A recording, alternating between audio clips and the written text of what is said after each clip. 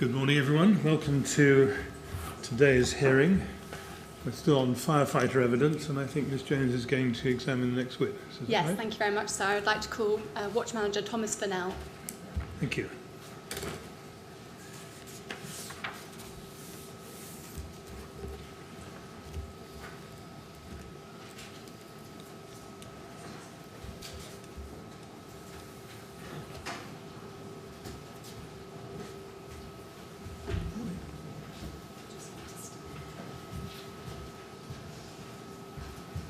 To repeat after me.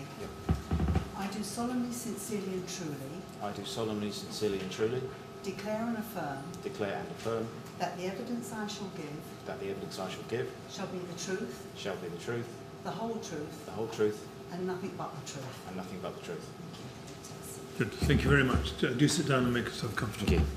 Thank you. Yes, morning. Ms. Jones. Good morning. First of all, could you please just confirm your full name for the record? Thomas George Furnell.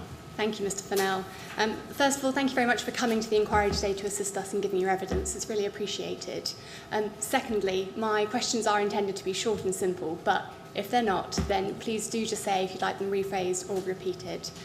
Finally, if you'd like a break at any point, of course, also please just say. Now, in the folder in front of you, you should have your witness statement. It'll also come up on the screen that's to your right, and the documents director, Paul, will take you to the relevant parts, but you have the paper copy should you need it. That witness statement has the reference, which I have to read into the record, MET 408022, and it's dated the 20th of December 2017. Is that your witness statement, Mr. Furnell? I believe so, yes. And have you read it recently? No. You haven't read it recently? No problem, we'll take you through it. And are you happy, though, to confirm that the contents of it are true? Yes. Thank you. Then can I take you to your record of actions, which for the record it's MET 405316. It's up on the screen there. Is that something that you recognise as being your document? Yes. And do you remember when you wrote that? No. Did you write it soon after the fire, a long time, quite recently?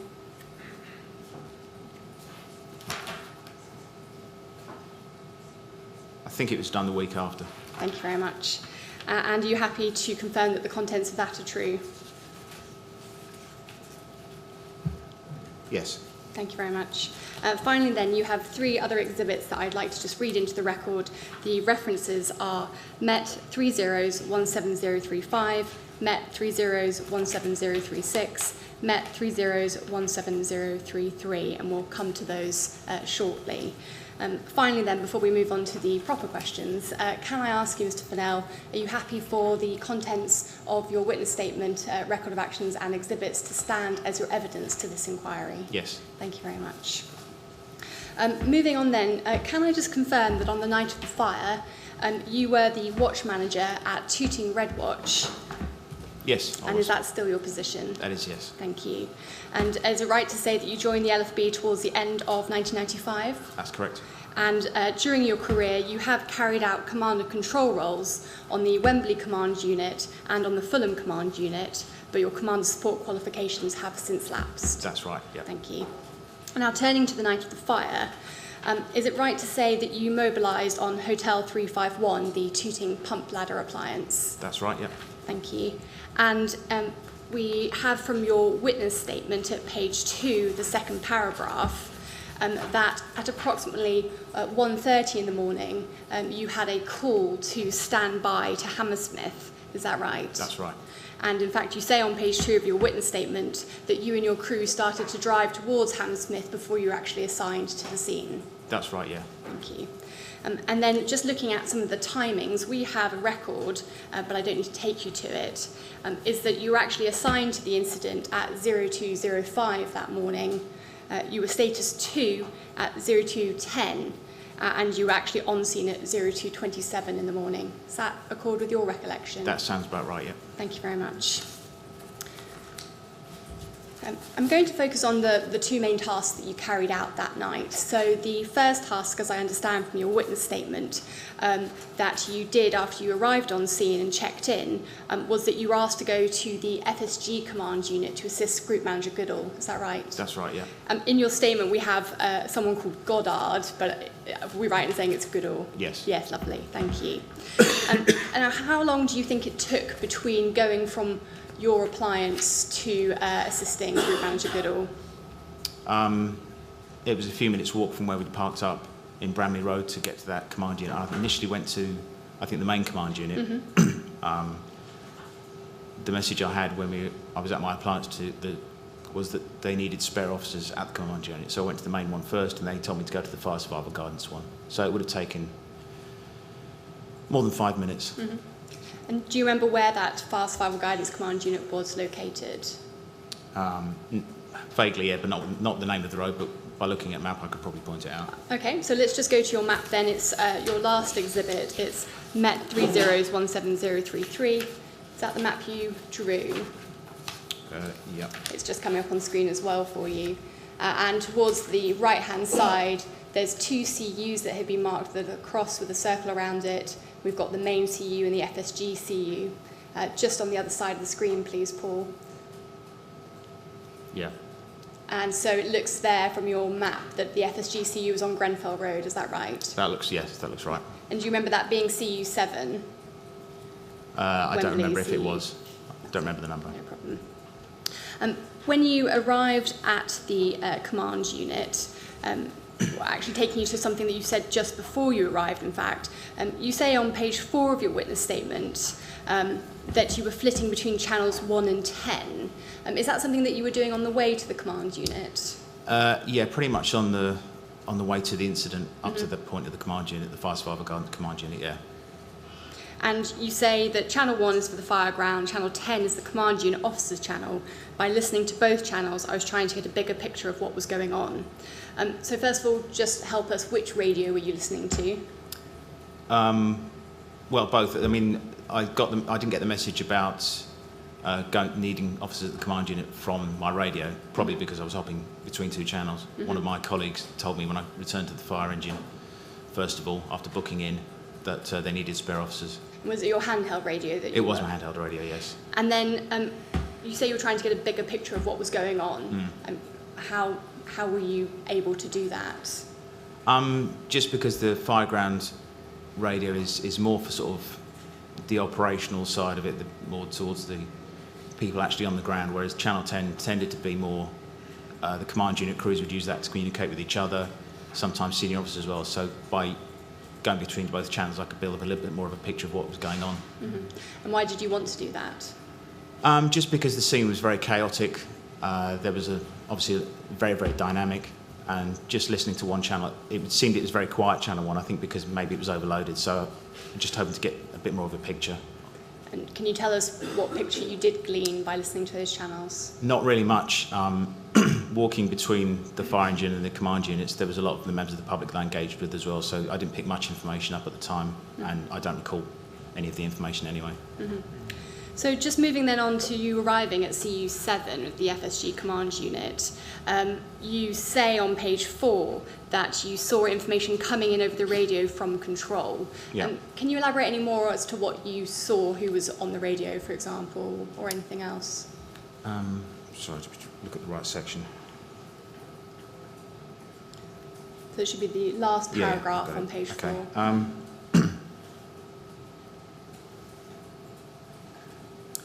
No, I think I was referring to the information that was on the whiteboard in the command unit. I don't remember witnessing or hearing any information coming over the radio directly. Okay. It was just what was on the whiteboard. And when you arrived on the command unit, do you recognise any of the other officers that were there? Yes, there was a couple that I remember. I don't recall their names, but I'd worked with them before. Is Watch Manager Merrick familiar to you? Yes, Was that might be he one of them. on a mobile phone, do you remember? I don't recall. Okay. And then turning to this whiteboard that you saw, you say on page 4 in the last paragraph, this information was then written on a whiteboard and was similar to a spreadsheet layout. The information was on potential survivors. then further on in the paragraph, you go on to say that Goodall wanted all this information that was written on the whiteboard taken to the survival guidance unit that was situated closer to Grenfell Tower. Now, first of all, was the survival guidance unit a phrase that you heard Watch Manager Goodall say? No, this is the first time I've heard that used. So in your statement where you've referred that being the unit at the base of the tower, Yeah, sorry. That's not something that you heard from Group Manager Goodall? No, not that I recall, no. How did he describe it? I'm not sure the exact wording. He said that there was a group of people, that's where maybe where the unit phrases come from, working at the base of the tower with the fire survival guidance information. Mm-hmm. And what was the briefing that he gave you? He needed to get a copy of the information that he had on the whiteboard to them and transfer that information into the building to where the entry control was, so we could get people up to the relevant flats. Did you know if there was a communication link already set up with those people at the base of the tower? I assumed there was, but I wasn't sure if there was or not. And did you know any more about the purpose of taking the information to the people at the bottom of the tower? Was it? Well, it was the information on the whiteboard was the current up-to-date list of all the people that were recorded as unable to leave their flats, and I assume that updated list had to get to the tower. I assume they'd had some information already. Mm-hmm. The list that you had on the command unit was the most recent one. Okay. If I can just take you to a photo, which may or may not be what you saw. This is a photo that was taken on Group Manager Goodall's phone, and as we understand from your statement, that's something that you witnessed him doing, is that right? Yes. So if I can ask Paul, our documents director, to take it to MET 30015930, and it's going to come up on screen for you now. Is that something that you recognise seeing? Yes. And if I could ask Paul to then put up another picture side by side, it's hopefully the extension of that board. It's MET 0005-15934. So is that the totality of this whiteboard that you saw? Do you remember? It looks the same, yes. Mm-hmm. And we have reason to believe that these photos were taken, the left one at 2:59 and the right one at 3 o'clock in the morning. Does that accord with your recollection? I'm not sure of the exact time. Sorry. Of course, yes.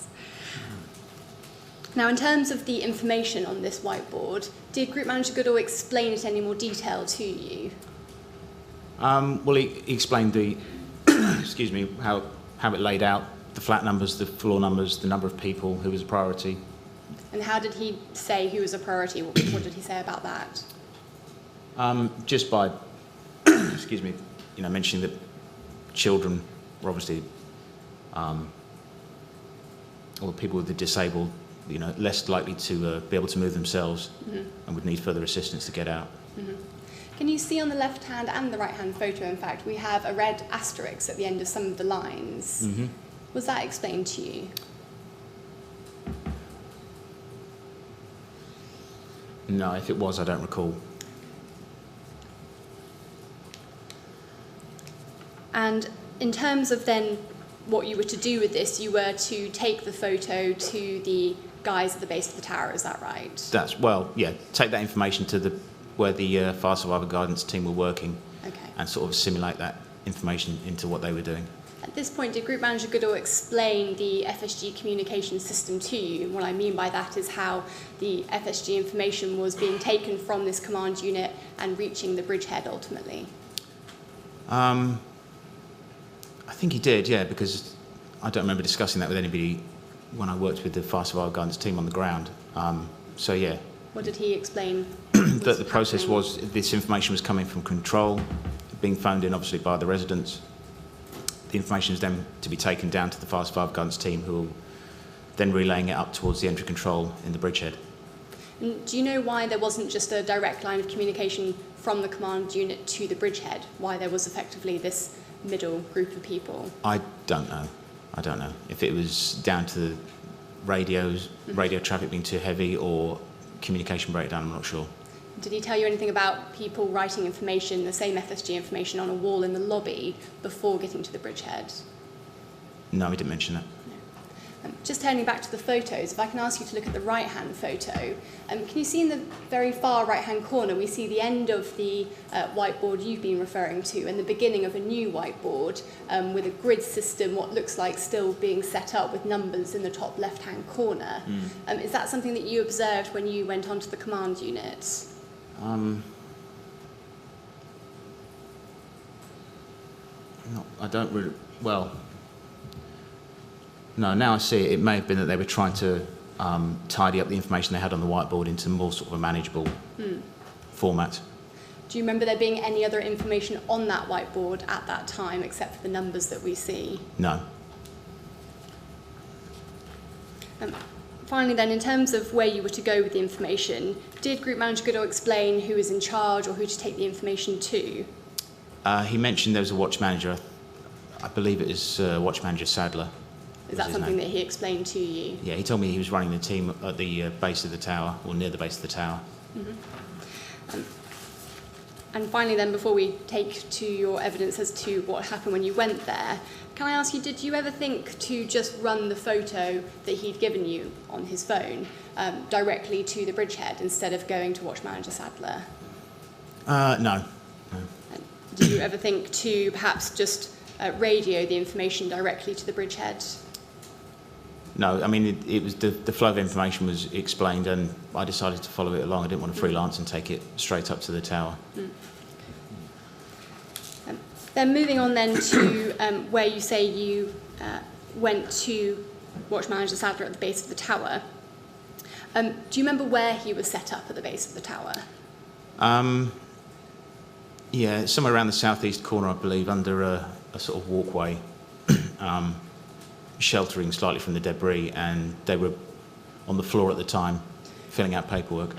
Do you remember if he was set up on bins or a car bonnet? The bins were afterwards. I think after a while we were all processing the information. We moved it to the top of a large bin to use as a makeshift desk. And did you talk to Watch Manager Sadler when you got there? Probably, yeah. There was a lot of conversations. Can I just clarify, when you first went to Watch Manager Sadler, he was working on the car bonnet, was he? I don't recall a car bonnet. I think it was just the floor. All right. But not on the bins? No, the bins were after. And then they moved to the bins? Yes. Yeah, sorry, thank you. Thank you very much.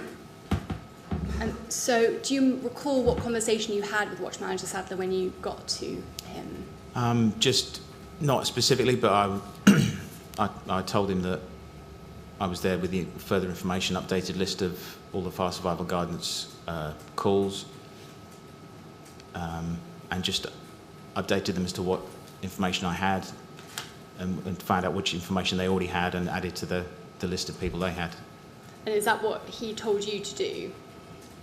No. I mean, everybody on the floor in that doing the fire survival guidance was very busy, so I just kind of pitched in and we all did it together. Okay. Then, in terms of the system that Watch Manager Sadler had set up, did you recognise any of the other firefighters that were assisting him? No. And then you say, I believe it is on page 5, that your role, well, you were calling out the information you had on the mobile phone to a firefighter who wrote it on another whiteboard. Do you remember doing that? It wasn't on another whiteboard. There was they were using message pad, I believe, just writing out the individual flats and how many people they had in each one. So we had copies of who we already had, and the top copy would go up into the building. So when you say message pad, is that the control information form, the quadruplicate form with different colours that we've been seeing? No, it was just a standard message pad. I think it was the one, excuse me, they used on the front of the fire engines just to write standard messages, but I guess that's all they had to hand. So it's a form that has duplicate copies, so we could keep one, and the top copy would go away to the building. So it had 4 copies, and you would write on the top copy, and it would transfer the information to the other copies? No, it's just 2 copies. Just 2 copies? Yeah, just duplicate form, yeah. Okay. Do you remember what colour was the top copy was? White and yellow. The white was the top copy, yellow was the bottom one. Okay. And then in terms of the information that you gave, were you shouting it out to the firefighter? Yeah, probably. Yeah, it was very loud, so we would have been shouting at each other probably. Okay. And do you have any process for ensuring that the information that had already been received from the command unit didn't get duplicated, essentially? Yeah, because they already had the system set up where they kept the yellow copies of that form, so they knew which ones had already gone up, which flats had already been sort of, the information had already gone. Mm-hmm. So we were verifying when I read out a particular flat, whether or not that information had already gone up to the bridgehead or whether it was new and then had to go straight away. And you say in your witness statement that that information was then run to the bridgehead, is that right? Yes, that's right, yeah. Was any of it communicated by radio? There was a little bit of radio communication throughout that period, but it was very intermittent, and it was more information coming back that I remember from the bridgehead rather than to it. So do you remember any of the specific bits of information that you had on that whiteboard in that photo actually being communicated via radio to someone on the other end? No, nothing specific. And then in terms of that information, how did it go to the bridgehead? I.e., did it all go in that long list in one go, or did it just go sort of per flat number or per a couple of flat numbers? As soon as we had a runner, as in someone available to physically take the sheets of paper, they would take the latest lot, whether it be one piece of paper or 6 or 10. And was a new flat number written on each new form? Yes. You mention in your record of actions, we don't need to go to it, but you say that you transferred the information onto the relevant forms and prioritised them. Yes. What kind of system of prioritisation did you implement? I'm not exactly sure, but it probably would have been along the lines of, again, people who are very elderly or very young or disabled in any way, that they were less able to get out by themselves and would need further assistance rather than just being escorted, for example. Some might actually have to be carried. You say probably. Do you think that is what you did? Yeah, I think it's probably what we did, yeah. And in terms of that prioritisation, did you write that on the forms, or did the firefighter assistant you write that on the forms? I never made that call, which was a priority. I was just handing the information over, and I believe it was the watch manager Sadler, who was kind of prioritising because he had the overview of all the information in front of him. Mm-hmm. And in terms of, if we think back to that list again, it had quite detailed information on there. It had flat number, floor number, and number of residents, and then some extra detail as well, yes, if they were pregnant, for example. So did you ask for all of that information to be put onto a form? Yeah, all the information was transferred. Yeah. You say on page 6 of your statement, if you could go to it for me, Paul, it's the third paragraph.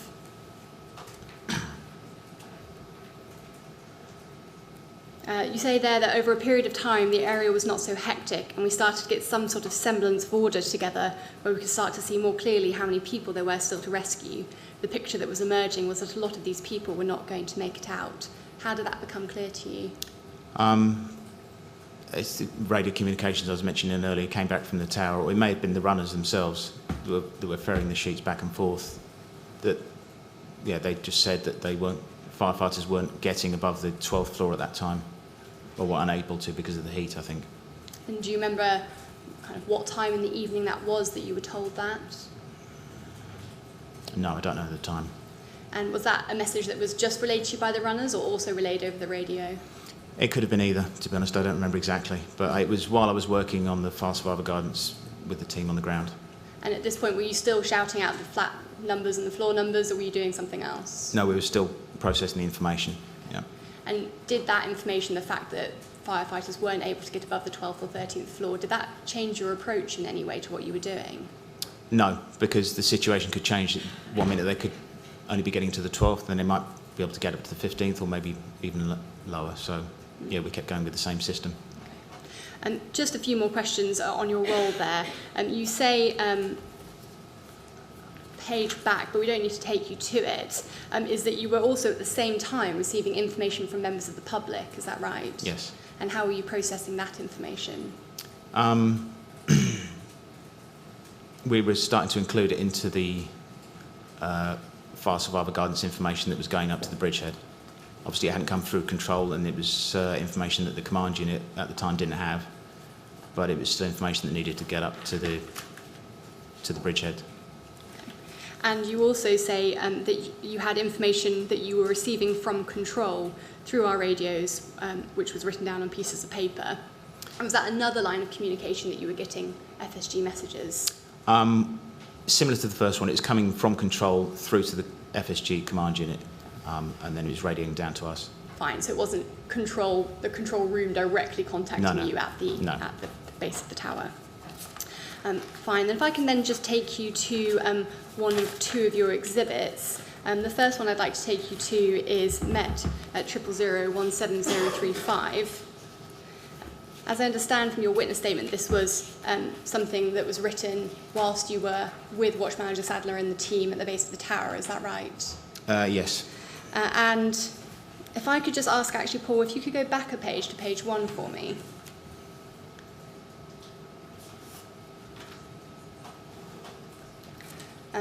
And so is that a piece of notepaper?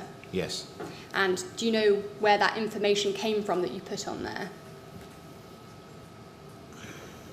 I mean, is that your handwriting, I suppose? It's my handwriting, yeah. Yes, sorry.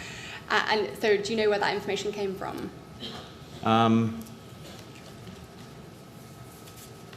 No, I think I would have written the Watch Manager Sadler's name when I was given that information on the command unit by the group manager initially. The rest of it, I don't know for sure. Okay. That's a piece of paper out of your notebook, is it? It is, yes.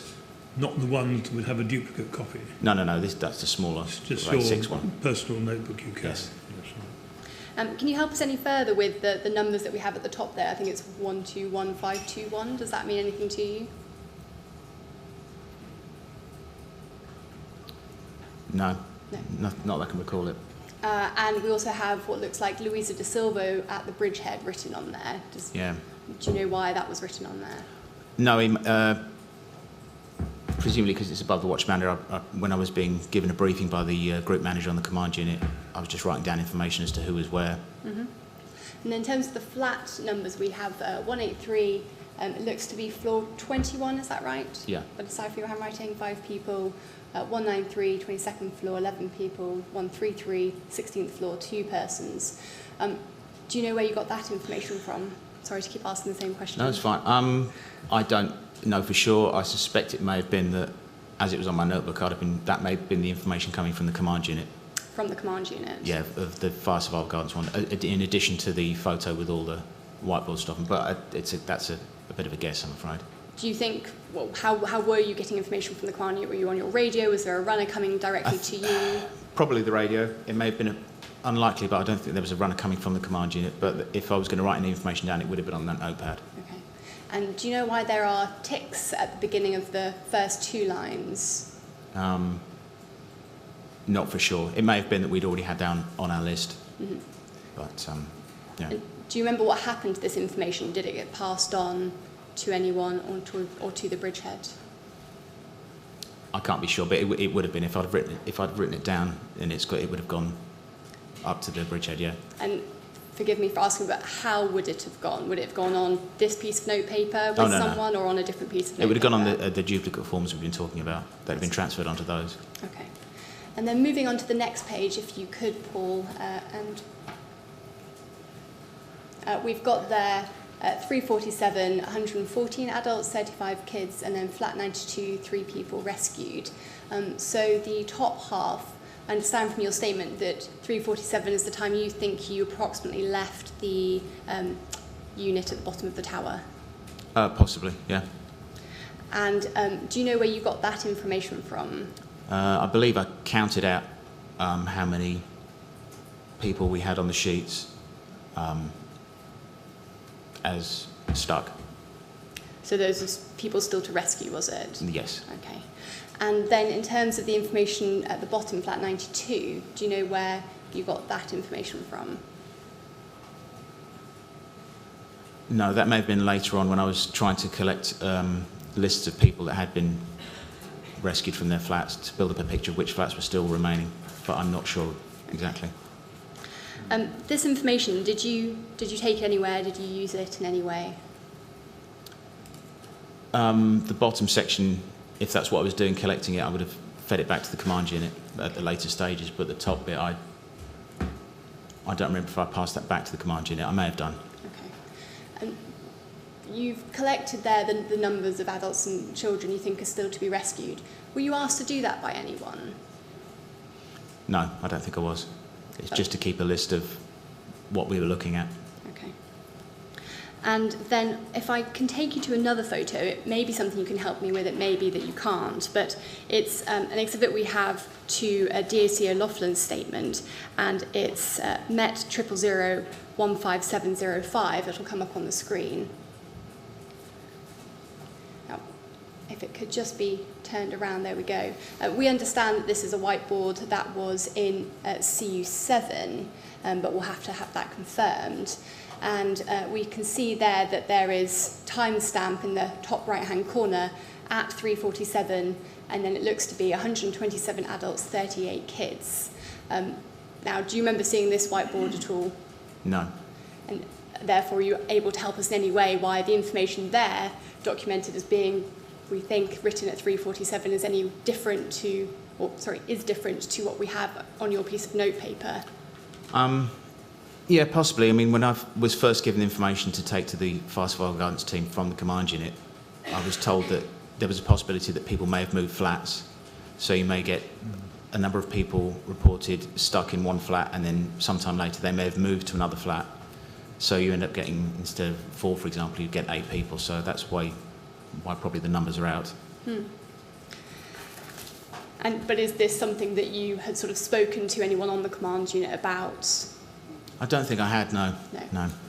And just finally then, when you left Watch Manager Sadler and his team, as far as you were aware, were they still operating that system, or had they been asked to sort of close it down by anyone? No, they were still operating. Once I'd gotten through my list of stuff from the whiteboard from the Fire Survival Guidance command unit, I checked they got all the information down, and so I returned to the command unit. Okay. Did you do anything else whilst you were with Watch Manager Sadler and the crew at the base of the tower? Did you take on any other role? No other role. There was a few interactions with members of the public, but no other role was carried out. So should we understand that your role in relation to the work that Watch Manager Sadler was doing was really just to take the information on the whiteboard from the command unit and feed it into what he was doing? Yes. Is that right? And once that had been done, you then went to do something else? Yeah, I mean, I helped out where I could, but as soon as they had enough people and I was essentially spare, I returned to the command unit. Yeah, right. Thank you very much. And then just moving to my last topic, which is the other task we understand you were assigned to do that night, which was to manage the casualty handling unit. Is that right? The casualty handling area, yes. The area. And who asked you to do that? It's the group manager, Goodall, on the command unit again. And what was your briefing? I got there and he asked me to find, he knew that there was one casualty handling area in the leisure centre. He understood there was another one. He asked me to go and find it and take charge of it and start collating information on any information on which residents had been taken to hospital, any information I could find on people who had been got out of the flat. I think they were looking to build up a picture then of which flats were cleared, if you like. Mm-hmm. And did you understand when he gave you that briefing that he had already obtained some of that information, or that this was actually a new bit of information that he now needed someone to obtain for him? I think they'd got some information, I think, but they were looking to build up a picture of a complete picture of the tower. Yeah. And how soon after you arrived back on the command unit were you asked to do this and you went off and did it? Straight away. On page 7 of your witness statement, if I could ask Paul to go to it, it's at the bottom of the second paragraph. You've described the system, and then in the last line you say, as you can imagine, there was a lot of duplication, and information on someone getting out of the tower may not necessarily reach the different command units. So just focusing on the fact that there was a lot of duplication, can you just explain for us what were the issues that you were facing when you were doing this task? In terms of gathering the information? Mm-hmm. Well, when I turned up to the casualty handling area, there was a lot of people all over the place. There were some residents who had been taken to hospital. Some were just lying around, being seen to by ambulance and other medical staff.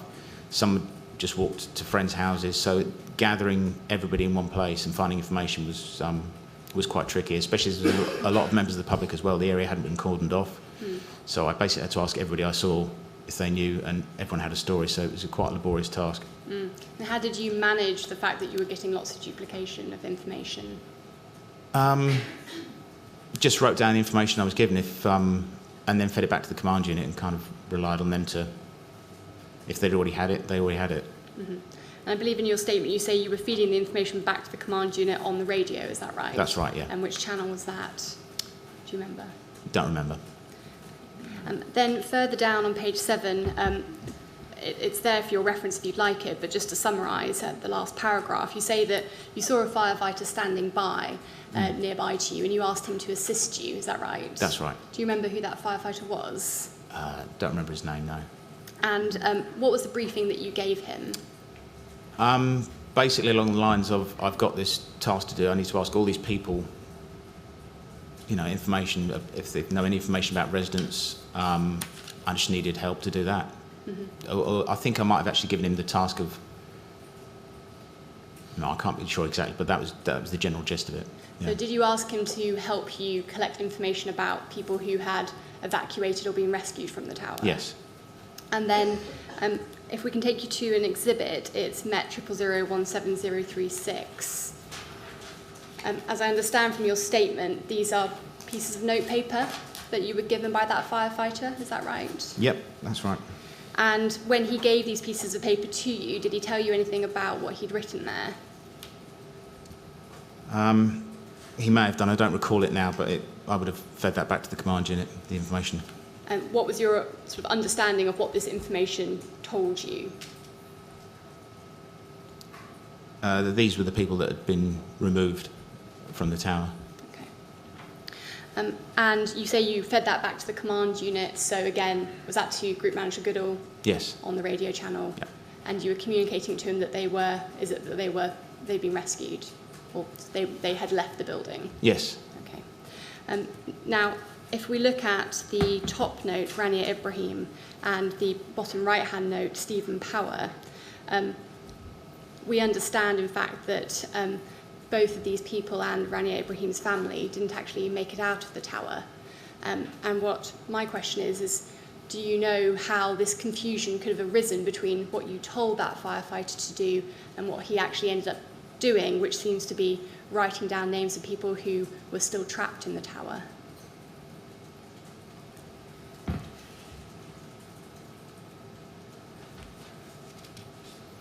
No, it may have been that these notes were actually people that were still in the tower.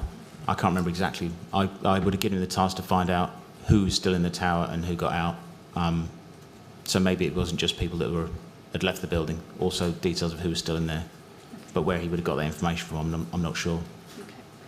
And it sounds as though you're not sure now if you were told definitely that they were survivors or people who were still trapped. No, but whichever it was, whether they were trapped or had left the building, it would have been fed back. Mm-hmm. In terms of your task in collating the information in the casualty handling area, were you aware of any organised attempts to record survivors and who had made it out of the tower? So any other organised attempts, really? There was a lot of ambulance and paramedic staff around. There was a lot of debris from where they'd been working. So there were signs, I guess, that there's a lot of casualties that had been taken and then removed to hospital or other medical places to be seen. But obviously that information would then have gone. Mm-hmm. So there was, whether or not they had a record of it, I had no way of finding out. There were too many people moving around to try and get hold of it, and nobody seemed to have anybody in charge in that area at the time. Mm-hmm. And just finally, my last question is about your system of recording this information. How did you actually record what the information was that you were gathering? How did you record that? Again, it would have been on my personal notepad and then fed back to the command unit on the radio, or may have used a runner once or twice. And the information that you gathered, I believe you say in your statement it was number of survivors, flat number, floor number. Is that right? Generally, yeah. Whatever information came back from the firefighters that had helping me. And did you ask about any other information, for example, if that person knew if there were still people remaining in the same flat where they had been rescued or they had escaped from? I don't recall exactly. And finally, do we have any record of that information? Because we don't seem to have it in your exhibits. Is that something you handed to the police? No, I don't know if I don't know where that information was kept. Okay. Well, thank you very much, Mr. Furnell. Those are all the questions I have, but I'm going to ask the Chairman if we could have a 5-minute break to see if there are any other questions arising from the call participants. Okay. So may we have that 5-minute break? Yes, well, it sometimes happens that there are further questions that need to be asked, so we'll have a 5-minute break now. Please don't talk to anyone about your evidence while you're out of the room. And we'll come back at 10:15 and see how the land lies. All right? Would you like to go with the usher then, please? Okay.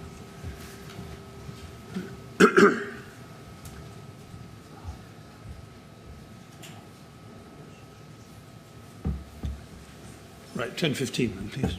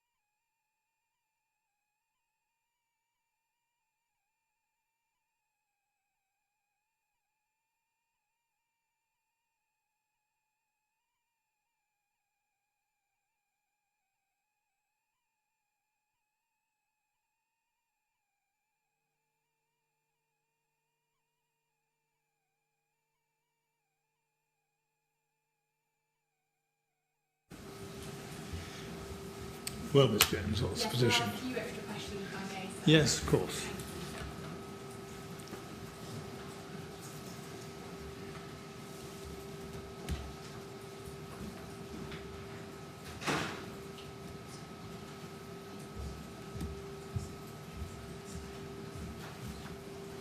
Thank you. I think just a few more questions, Mr. Furnell. Yes? Furnell, thank you very much. What I would like to do is just to take you to page 6 of your witness statement. If you could just look at it on the screen. It's the second paragraph that can be highlighted. If you could read that, and I'll read it out. So just taking you to the second paragraph on page 6, it's sometime during my time in the FSG near the tower, I wrote down figures on my own pad of paper and kept it. The numbers say 114 adults and 35 kids. From memory, I think that was how many potential survivors there were still to rescue in the tower.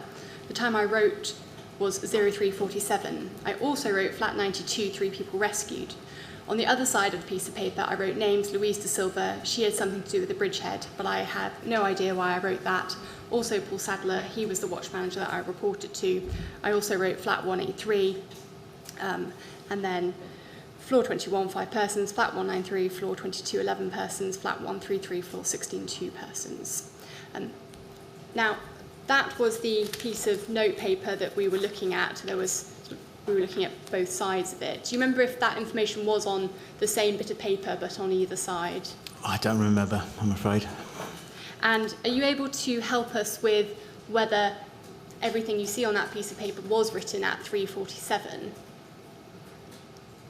Would it help to go back to that exhibit? I don't think everything would have been written at 347. The names initially would have been probably written when I was given a briefing at the command unit, which should have been earlier. Mm-hmm.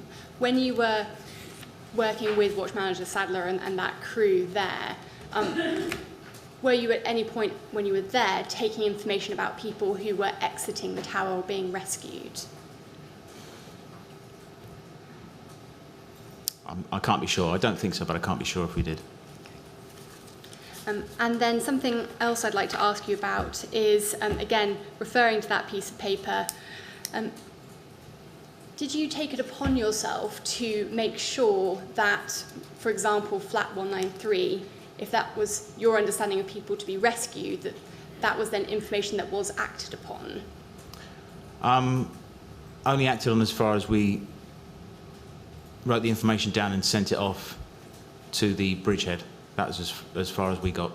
And did you know whose role it was to make sure that a crew was sent to, for example, flat 193 to rescue the residents there? No, I don't know who was up there. And then when you went back to CU7 and spoke with Group Manager Goodall, did you give him any kind of debriefing as to your role, your tasks that you had been doing at the base of the tower? No, I don't remember if I gave him any sort of briefing to that effect. And did you at any point ask him sort of any further details about any of the flats that were on that list in that photo that you took to the base of the tower? Did you ask him about what had happened to them, for example? No, I didn't ask. Did you ask him if he was checking up if they had been rescued, that teams had been sent up there? If we had a conversation about it, I don't recall it, but I don't believe I asked. And was that something that was part of your role that evening? No, my role was just to take the information from the command unit to the fire survivor guidance team and feed it upwards into the bridgehead. That was basically it. Well, thank you very much, Mr. Furnell. I don't have any further questions for you. Can you just help me with one thing? Do you have any sense of how long it took you to carry out the task? In other words, to get the information from the command unit, take it to Mr. Sadler, feed it into what he was doing, and get back to the command unit? I'm afraid not, no. No. Time was a bit of a blur. I'm not surprised. Right. Well, nothing to follow up there. Perhaps I've just one follow-up question, Yes. sir, if I may. We understand that the photo with the information was taken at 2:59, 3 o'clock. Right.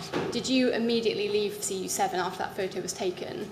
Yes. And your understanding is that you left Watch Manager Sadler at 3:47 when you wrote that time on that piece of paper, is that right? I don't know if that's the time I left him or not. I can't be sure. Okay. So we know your role started at least around 3 o'clock or just thereafter, but you're not sure exactly what time you left? No. Okay. Thank you very much, sir. I hope that was a helpful addition. Right. Well, no more questions then. Thank you very much indeed, Mr. Furnell, for coming to give us your evidence. It's very helpful to hear your account of what you were doing that evening, and you're now free to go. Thank you. So if you'd like to go with the usher, she'll see you out. Right? Thank you.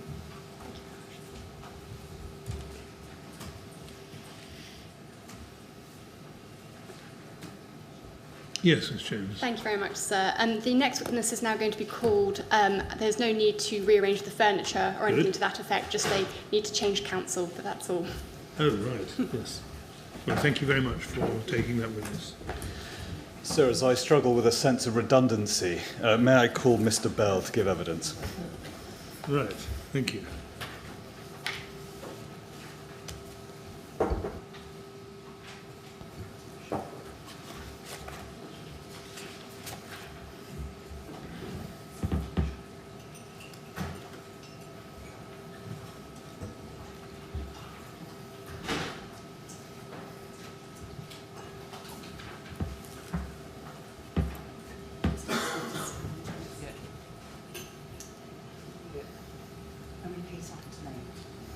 I swear by Almighty God that the evidence I shall give I swear by Almighty God that the evidence I shall give shall be the truth, shall be the truth, the whole truth, the whole, and nothing but the the truth. whole truth and nothing but the truth.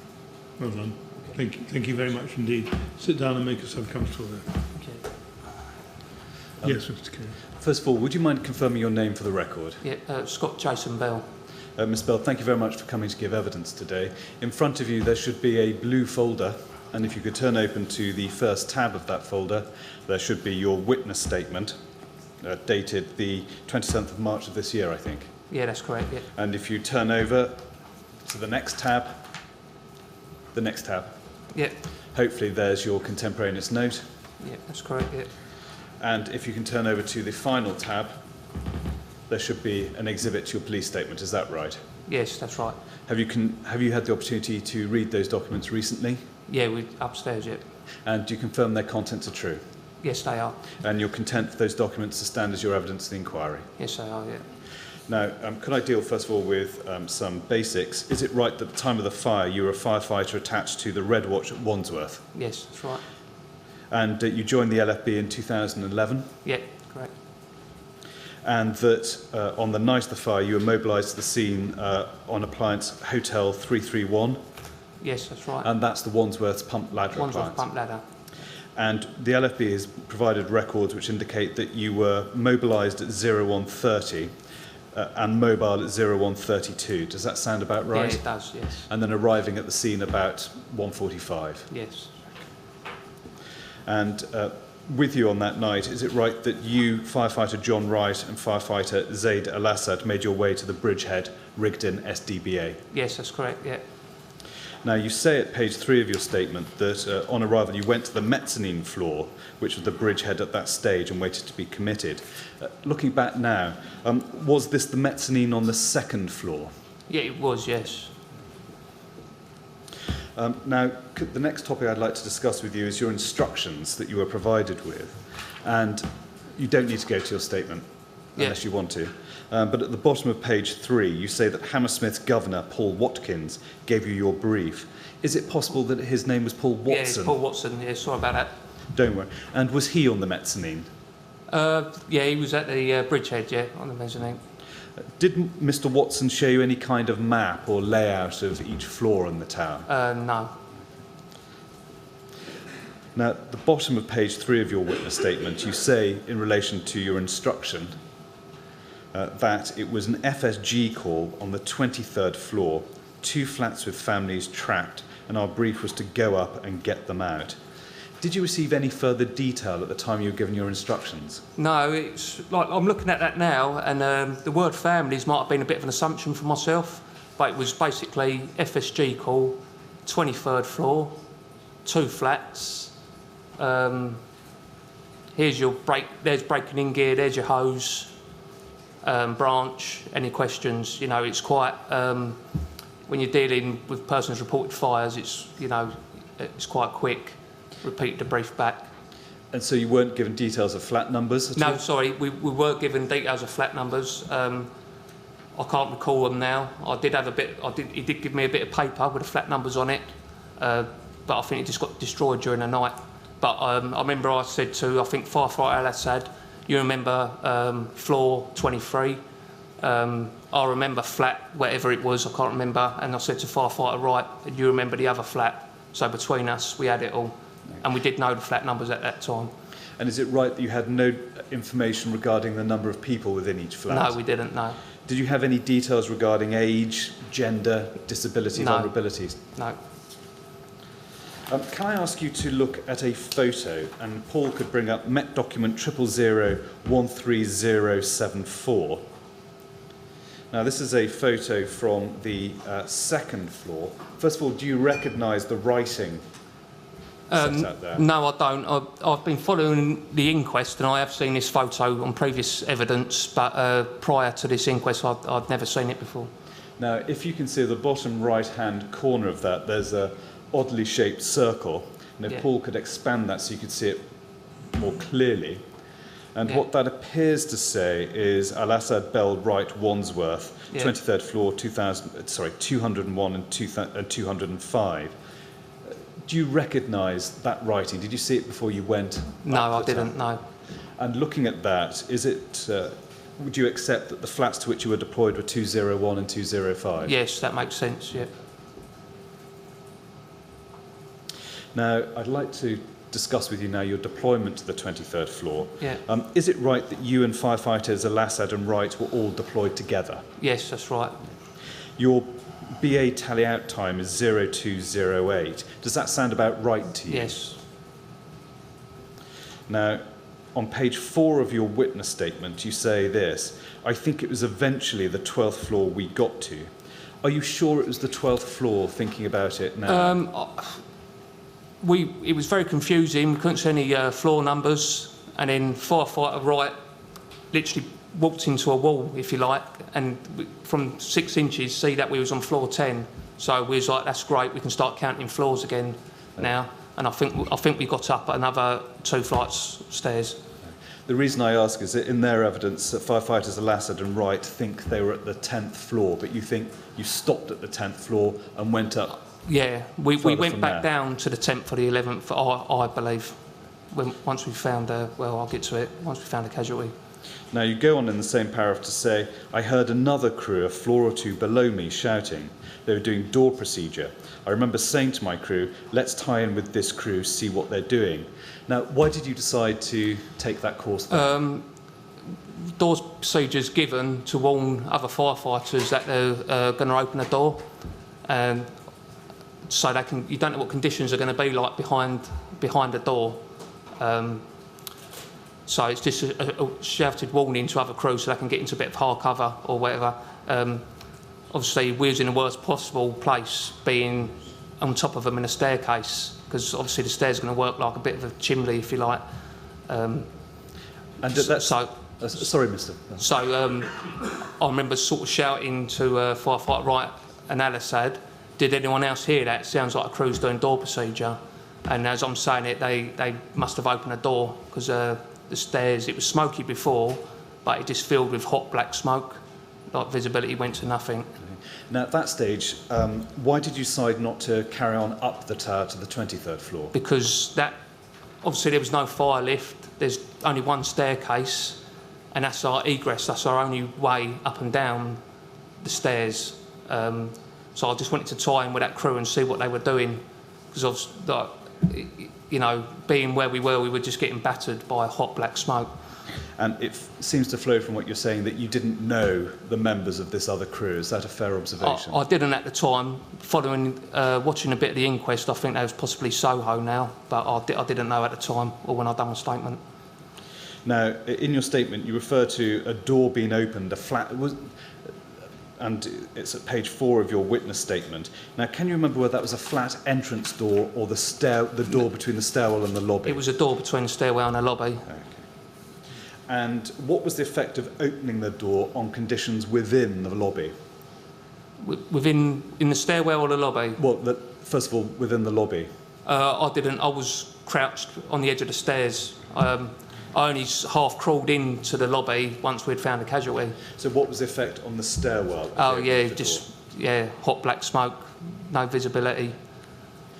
Now, You then say that you were told by the other crew that their brief was casualties on this floor, and that's when you had to make a split-second decision as to whether to continue with your brief or assist the other crew with theirs.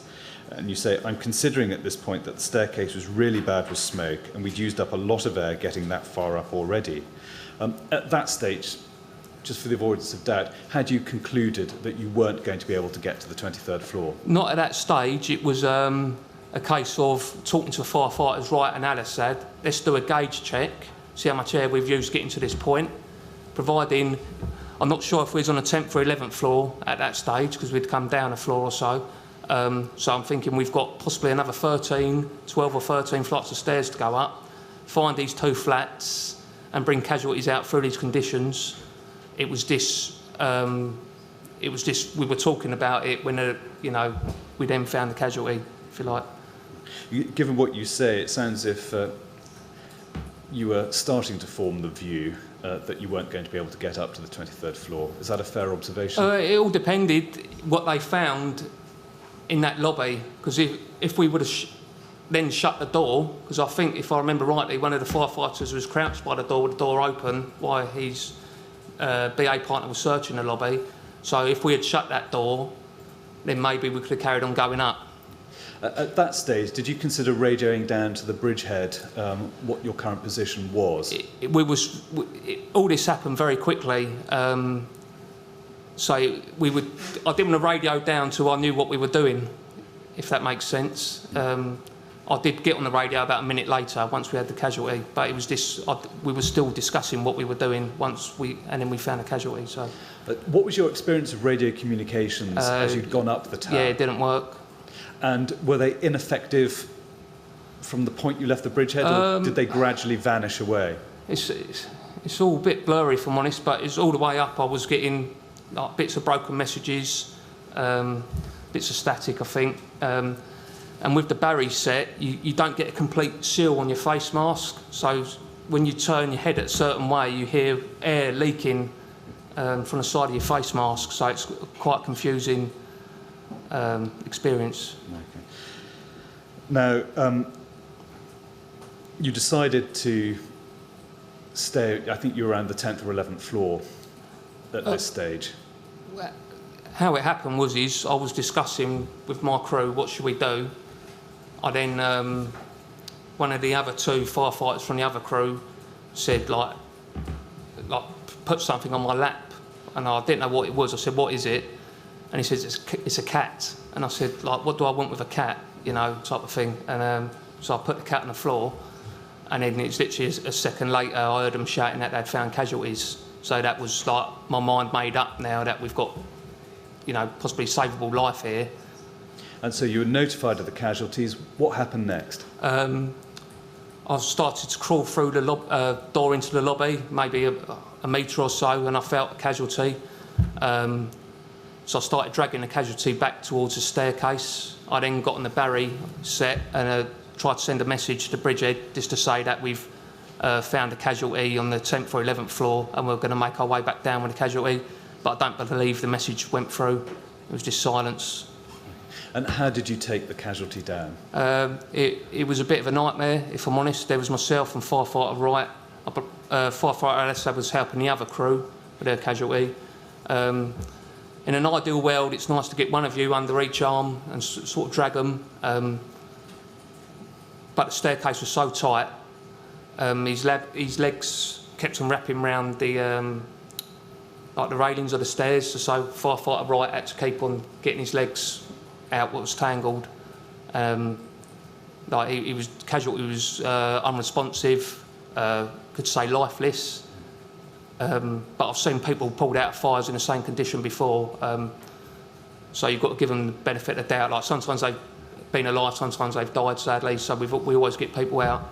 Now at that stage, did you have the opportunity to check for any signs of life? No, it's not possible. We're in breathing apparatus and in gloves, and especially in Grenfell Tower, there's no chance of doing that.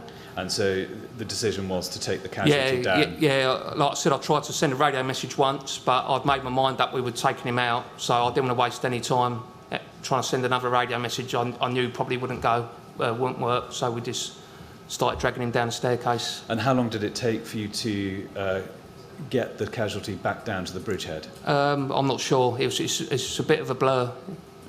But we have your end of wear time as 02:28, so the deployment appears to have lasted about 20 minutes or so. Yeah. Does that sound a bit right to you? I know it's a difficult lawyer's question. Yeah, probably. When you got downstairs with the casualty, you say you went to the mezzanine floor, and the other firefighter, not in BA, took the casualty off you. Is that right? That's right, yeah. And then you made your way back up the stairs to the bridgehead, but it had moved at that point. Is that right? Yeah, the bridgehead had moved up, I think, 2 floors by that point. So do you think it had moved to the 3rd floor or higher? Can you remember? I think the 4th, I think. Are you sure? I'm not 100%. It's all... I was suffering heat exhaustion, and at the time it's a bit blurry, if I'm honest. Okay. Did anyone tell you that first of all, that the bridgehead had moved? Not over the radio. They probably tried, but I didn't receive the message. But once you were down at the bottom of the tower, did someone tell you? Yeah, I the spoke to other moved? firefighters, and they said it's gone up a couple of floors. Or... Okay. Now, if I can go on to your witness statement, we don't need to flash it up, I can just read it to you. At page 6 you say that, as I was going up, I came across a bloke with a towel wrapped around his head saying to us that his wife had dementia and was trapped on the floor. I don't remember which off the top of my head. So we escorted him down to the mezzanine floor to hand him to the other non-BA crews down there. I got the details of his wife from him, then we made our way to the bridgehead to inform the officers there what we'd done regarding our casualty, plus about the gentleman's wife. First of all, was it always your intention to tell the bridgehead that you'd not made it to the 23rd floor? Yeah, it was, yeah. Did you tell someone at the bridgehead that you hadn't made it to the 23rd floor? Yeah, we did, yeah. Can you remember who you told? No, it's a confusing picture. You had the entry control officer there, firefighters. I'm not sure who it was, if I'm honest. Man or woman? I'm really not sure. It was. White helmet? I don't recall seeing white helmets there. That's, if I'm honest. Can you remember? Possibly a crew manager was there, possibly, but I'm not 100% sure. Can you remember who the person to whom you reported, what they did with the information you gave them? Did they, for example, write it on a bit of paper? I'm not sure again. Did you see them write on a wall or a board? Not that I recall. I remember they was relieved to see us, if I'm honest, because they were watching our air go and had no comms with us. So I remember them being relieved like, when we came back, reported into them. I'm sorry to belabor this point about if Paul could bring up a picture, MET 000015625. Now, as the number 3 indicates, this is a wall on the 3rd floor when the bridgehead was there. Do you remember seeing that writing on the wall? No, I don't, no. And so you wouldn't have absorbed any of the information on that wall? No, I don't recall seeing that. In relation to the casualties, it's always a difficult more than a year after the event. Yeah. Can you remember the precise form of words or the gist of the words you used in debriefing the individual at the bridgehead? No, I can't. I can't. It was more of I'd say more of a joint effort with the debrief. I think, looking back, like I said previously, I think I was close, suffering heat exhaustion, probably close to collapsing. Apologies again for pressing it. That's all right. Can you remember whether, as part of the debrief, whether it was you or anyone else gave detail of the flats or the floors the casualties had been found on? I think it was basically, we didn't get up to... We've pulled this casualty out from the 10th or 11th floor. We didn't get up to our 23rd floor. And then I remember we had the walking casualty, and I remember when we spoke to him, we said, what flat and what floor is your wife in? So I had them 2 details I wanted to put across to entry control. Ms Bell, you've been very helpful. There may be some further questions arising, so might I ask for the usual 5-minute break? Well, excuse me, we'll have a short break, Mr Bell, so that Mr Kinnear can see whether there are any more questions he needs to ask you. Okay, thank you. Please don't talk to anyone about your evidence while you're out of the room. Okay. And we'll resume at... How long are you going to need? 2:45. All right, we'll resume at 11:15. Okay, Right? thank you. Thank you very much. I'd like to go to the usher, please.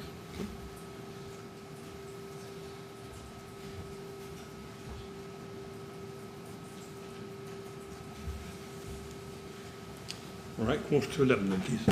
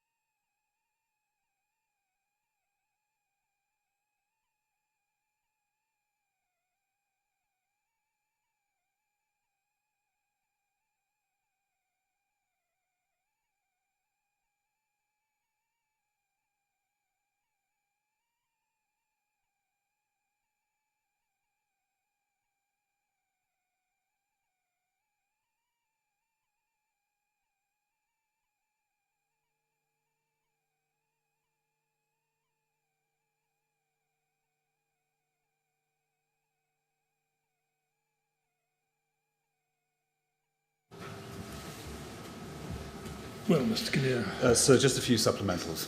Thank you. Yes. Can you ask Mr. Bell to come back then, please?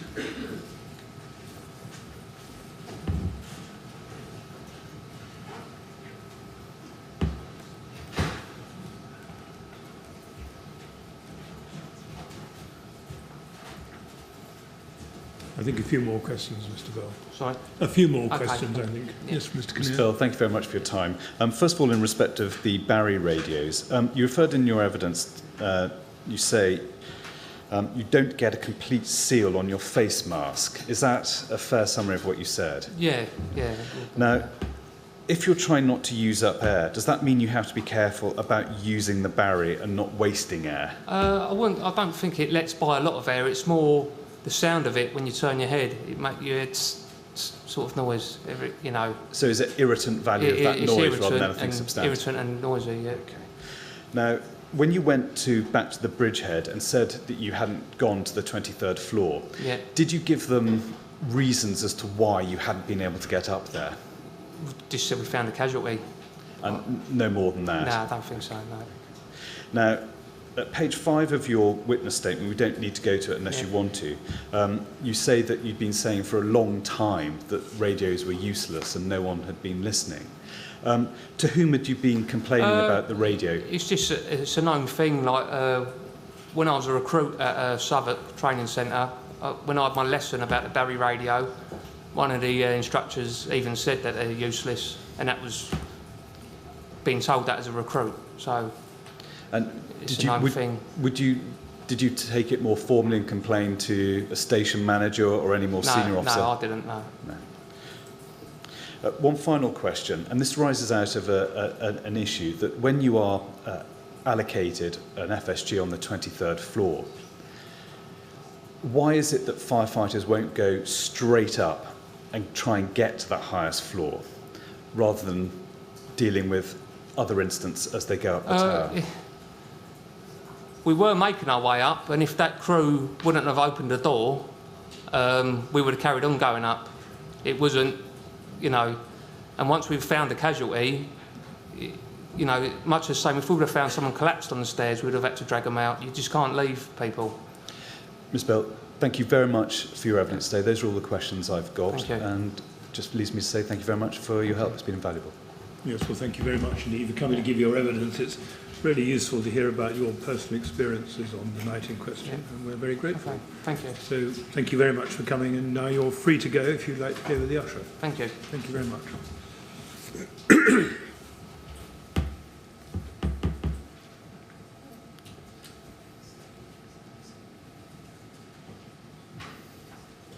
Yes, Mr. Kinnear. So the third witness this morning is Firefighter Elliot Juggins, and may I call him? Thank you. Does that need any rearrangement of the paperwork? or Not the- yet. The next witness, sir.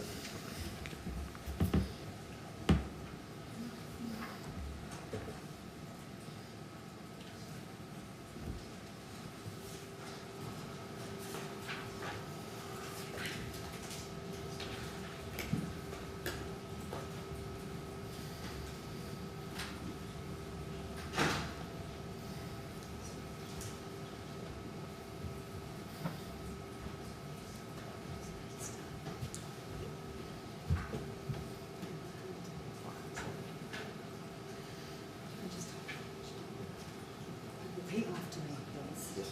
I swear by Almighty God that the evidence I shall give shall be the truth, I swear by Almighty God that the evidence I shall give shall be the truth, the whole truth and nothing but the the truth. whole truth, and nothing but the truth. Thank you very much, Mr. Juggins. Thank you. Sit down and make yourself comfortable. Thank you very much. Thank you. Yes, Mr. Kinnear. Would you please confirm your name for the record? Elliot Juggins. Good morning, Mr. Juggins. Many thanks for coming along today. It's much appreciated. In front of you is a blue folder, and if you could open that folder and turn to the first tab within it, Yes. hopefully there's your witness statement dated the 29th of January of this year. Is that right? Yes, correct. And if you turn over the next tab, should be Yes. your contemporaneous note. Is that right? That's correct. And if you turn over to the final tab, that ought to be an exhibit, which is a map, which was appended to your witness statement. Is that right? That's correct, yeah. And if you read those documents recently, Yes, this morning. and you confirm the contents are true, Yes, correct. And you're content for those documents to stand as your evidence in the inquiry? Yes. Thank you. Now, Mr. Juggins, if any of my questions are unclear, please say so, and I'll try and correct that. Also, if at any time you need a break, please shout. That's not a problem. Yeah. Now, if we can deal with some basic points. You're a firefighter based at Lambeth, is that right? Correct. And you joined the LFB in 2017. Yes. And so at the time of the fire, were you still in development stage, as it were? Yeah, I was 2 months in. Yeah. And on the night of the fire, you were assigned to Appliance Hotel 221, Correct. and which was assigned at 01:33. You were mobilised at 01:35, is that right? I believe so, yeah. Yeah. And does it sound about right that you arrived about 1:45? I believe that's about right. Thank you. Now, I think it's right in saying that you went up the tower 4 times during the night, is that right? Yes, correct. Now, the focus of my questioning today will just be on one of those deployments, and it's the deployment to the 14th floor. Yes, that's fine. Okay. Now, let's deal first of all with the instructions you received in relation to the 14th floor. Is it right that you were teamed up with crew manager McAlonan? Yes, correct. And where did you receive your briefing? In the lobby just before we went out to the bridgehead. So the mezzanine. Yeah. Who provided your briefing? I'm not too sure on the name. It was a watch manager. I was pretty new to the job, so faces for me weren't familiar. I couldn't put a name with a face as such. But a watch manager. Yes. Okay. Now, you say at page 8 of your witness statement, and we can go to it if you want, that the brief was to go to room 111, floor 14. He stated we needed to go there as there is a mother and child there. It was an FSG call, but they had lost communications with them. Yes, correct. Can you remember whether you were provided with any more detail at the time? No detail. My crew manager, the team leader of the pair of us, received just a small bit of paper and a quick brief stating flat 111, floor 14. And was that exact information replicated on the bit of paper you were provided? The numbers were. Mother and child was passed for a brief, as you know. And just for the sake of clarity, were you given any information regarding the gender or age of the child? No. Did the crew manager McAlonan ask for any further detail from the watch manager? I'm not too sure. I don't think so. And are you certain that you were told to go to flat 111 and not any other flat? 100% positive, yeah. Were you provided with any layout of the floor so you knew what to expect once you got Yeah, to I the believe floor? there was a map on the wall in the mezzanine, just a brief, quickly drawn picture from, whether it was from the watch manager who gave us the brief or firefighters that came down, with an idea of what the floor plan looked like when we got up there. And you had an opportunity to study that? Yeah, we had a few minutes to look at that and figure out where we was going to go. Mindful that you'd, at the relatively early stages of your career, had you performed a rescue like that before? No. Were you aware of the instructions that had been given to firefighters Herrera and Orchard in relation to the 14th floor at that stage? No. Is it right that after your briefing you went to the bridgehead? Yes. And you say at page 7 in your statement that the bridgehead was located on the 3rd floor at that stage. Is that right? I believe so. Yeah, I believe that was all right. So. Now, when you got to the 3rd floor, do you remember if you spoke to anyone? I don't think I spoke to anyone. I think No. I just kept myself focused. Did any watch manager give you any further briefing? Not me. They may have given it to crew manager McAlonan as he was the team leader. So. Could that briefing have been given when you weren't with him? Did he go off separately and talk to any watch manager? No, I would have been with him, but I would have been getting myself ready and prepped, mask on, Okay. helmet on. So I may not have had complete attention on any briefing. That was You were focused on your Yes. preparation. Paul, could I ask you to put up Met document 000-18749?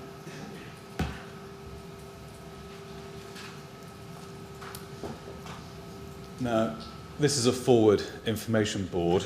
Do you remember seeing that board at the bridgehead? I don't remember seeing that board. No.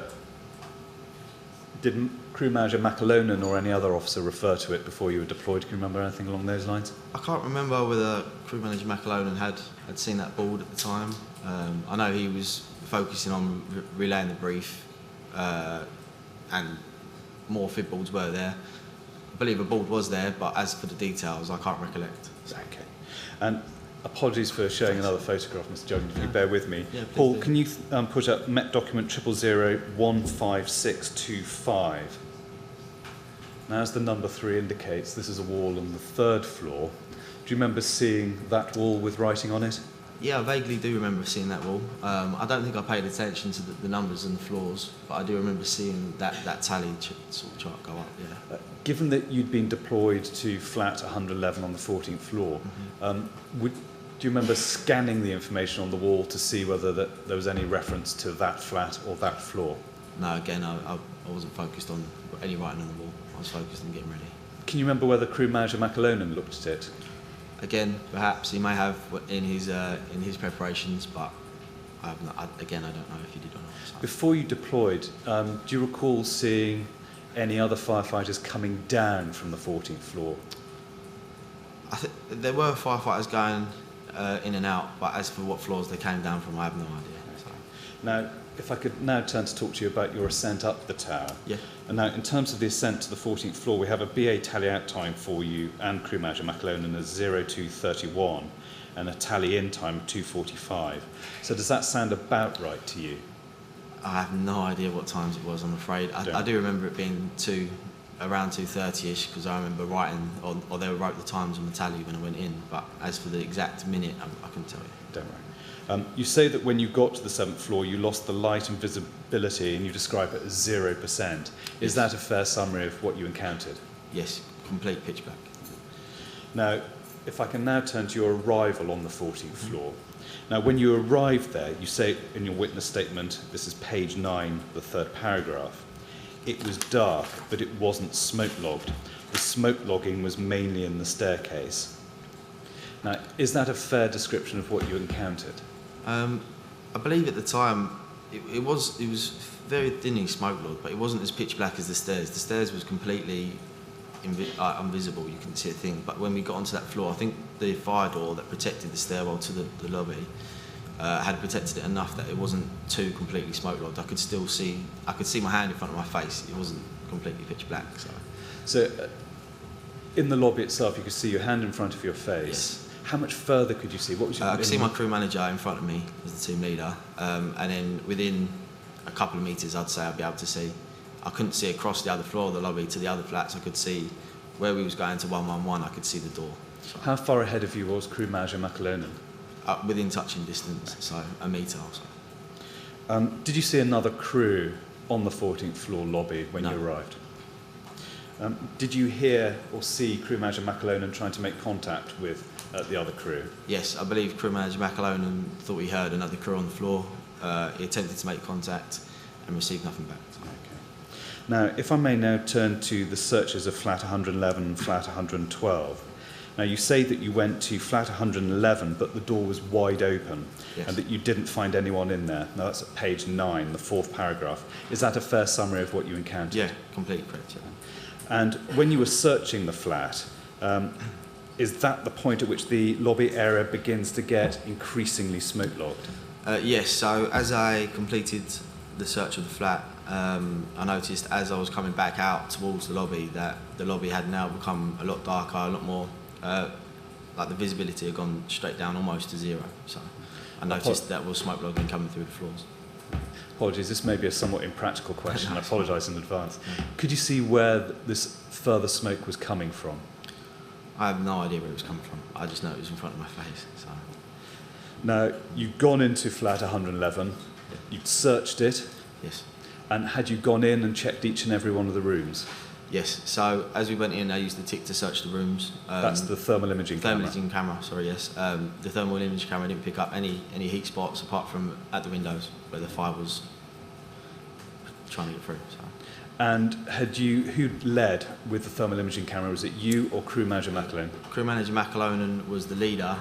He popped his head into it, made the decision that it was clear, and I just carried out a secondary sweep with the camera just to make sure. Now, when you carry out a secondary sweep, can you explain to us what that involves? A secondary sweep with the TIC, thermal imaging camera, is just me reassuring our decision that there is nothing else in there, as in I can check that in each room that there's no bodies, there's no fire, there's nothing else in there of interest to us. and that would only take a few seconds because of the capabilities of the thermal imaging camera. And will you be shouting out whilst you're doing the sweep, or do you just sweep the camera around? Yeah, I believe both me and crew manager McAlonan had tried to make verbal contact if there was anyone in there, received nothing back. The tick also received nothing back. So. Now, you'd completed the search of flat 111, then you went on to search other flats on the floor, is that right? Yeah, we carried out our task of flat 111. We decided that we did that in ample time. We had enough, quite a lot of air left, quite a lot of time left, so we decided to carry on searching that floor. And was that your decision or crew manager McAlone's? That was crew manager McAlonan, he's the team leader. We go with what he says. Does he basically say this is what we're doing, and then you assist him in discharge of that? Yeah, that definitely. task? He's the team leader and we'll follow his instructions. Now, you say on page 11 of your statement that once you had searched flat 111, we tried to radio our findings and it didn't work. Now, did you have any radio comms at all when you were on the 14th floor? As for me using the handheld radio, I'm not sure. I think Ben McAlonan had the comms set itself, and both of us couldn't make any contact with anyone through either handheld or the comms. Did you have a mobile phone with you? I did, yes, but I didn't use it. No. You didn't use it. You've probably been following matters Not really, yeah. But other firefighters talk of using, on occasion, mobile phones as a workaround where the radio comms are ineffective. Did you see anyone using a mobile phone within the tower on the night? I didn't. I didn't even think of using the mobile phone. I didn't mean to have it. It was just with me. So perhaps it could have been a good idea. But I didn't. Did you try and switch channels to see whether you could get some contact? On the way up the stairs, I tried to switch through the handheld channels and I wasn't receiving anything, but I stuck to channel 6, which is the BA channels for entry control. Now, the next flat you searched was flat 112, is that right? Yes, correct. And how could you tell it was flat 112? Did you look at were you able to see the flat numbering sign on the front door? Yes, we used our torch to look at the flat number. So. Was the entrance door open or closed? No, that was closed and locked. And so how did you get in? Crew manager McAlonan first attempted to kick the door. Then he moved on to using the enforcer that we had with us, which is obviously the big yellow metal pole. He hit the door a few times. I then took over so that he could preserve air. I hit it a few times and we made entry after 3 or 4 hits. So. And who went in to search? Crew manager McAlonan went in first. He did a search of the property. I then followed again, sweeping you still behind. have the tick at this stage? Yes, sweeping behind with the tick. The tick wasn't particularly necessary as that flat was completely lit, completely smoke-free. It was like I said in my statement, it was like walking to a bubble. It was like nothing had affected it. So. Okay. And how did that, I should have asked you this earlier, how did that compare to the conditions you found in flat 111? It was slightly different. There was no lighting and it had a thin bit of smoke which had travelled in from the corridor, from the lobby, sorry. And flat 112 was completely empty and completely clean, completely light. Now turning to flat 113. Now, as I understand it, when you left flat 112, you say at page 10 of your statement that crew manager McAlonan was, quote, slightly before me. And when I've come out into the corridor, I've met him speaking to Firefighter Herrera and Firefighter Teresa from Soho. That's page 10, the second paragraph. A number of questions flow from that. Yeah. First of all, Firefighter Teresa, I assume, is Firefighter Orchard. At the time I didn't know her surname. And what did you hear of the conversation between crew manager McAlonan and Firefighter Herrera? Very little. The reason crew manager McAlonan had come out that door first, I was just finishing off the sweep with the tick, as you do as number 2. As I've come out right next to us, I noticed that Firefighter Herrera was there. I noticed his voice. Couldn't really hear what he was saying. I know that they had a brief to go to 113. And I'm pretty sure he said there was that we're looking for a family. That's now, you say you knew they had a brief for 113. Yeah, I heard 113. That's what you heard him. I heard Pete 113. say. Yeah, flat 113. Yeah. Was it before or after that conversation had concluded that you confirmed that your search of 112 had revealed nothing? Well, as crew manager McAlonan came out, he was confident there was nothing there, and as I came out, again, I just confirmed that there was nothing in there at all. So it was just a quick relay of information. Did you hear Pete say to crew manager McAlonan that there's loads of people in there, referring to flat 113? I didn't hear loads of people. I heard that there's people inside. They weren't coming out. that's all I heard is in that conversation, that there was people inside, they weren't coming out. Did you have any idea of the number of people? Did he give any reference in the conversation? As in the number of people, I wasn't sure, but I believe I heard a family of 3. That's what I heard. So. When you say you believe, are you, when I is heard, that possible, or likely, or certain you heard that? Oh, it's likely that I'm almost sure that I heard family of 3. As for any more people, I didn't hear any more people. Now, next in your statement, you say that Firefighter Herrera and Firefighter Teresa were banging on the door to flat 113 when someone finally opened it. The individual inside that flat didn't want to leave. At firstly, they refused to come out and was talking to the firefighter through a little gap in the door. This individual has then decided that they will come out, has then opened the door fully. Now, first of all, did you hear anything else being said between the firefighters and the occupants of flat 113 at that stage? I couldn't recollect any conversation. I know that people was trying to get in and they wouldn't open the door initially. So. Did you overhear any of the conversation? No, not the conversation that Firefighter Herrera had with anyone inside. So. Not inside, but... Oh, outside. Outside. No, just that he was trying to get in and he couldn't get in. And so when you say at firstly they refused to come out, yeah. It's not that you heard anything where the occupant said refusing, it's just by the absence of opening of the door. Yeah, all I heard was Pete was trying to get in, and then Pete had stated that they weren't opening the door. So I didn't hear conversation from anyone inside, I just heard the relay of information that they weren't opening the door. Now, you say a little further on that a male left the flat with a child around him, and then a female has also left the flat alongside them.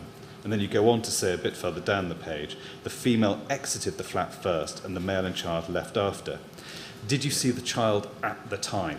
I didn't see the child at the time, no. Okay. That was just a small confusion in the statement when I said I knew who came out at the end, and then at the time I had noticed that a female had left first and then a male had left second. So.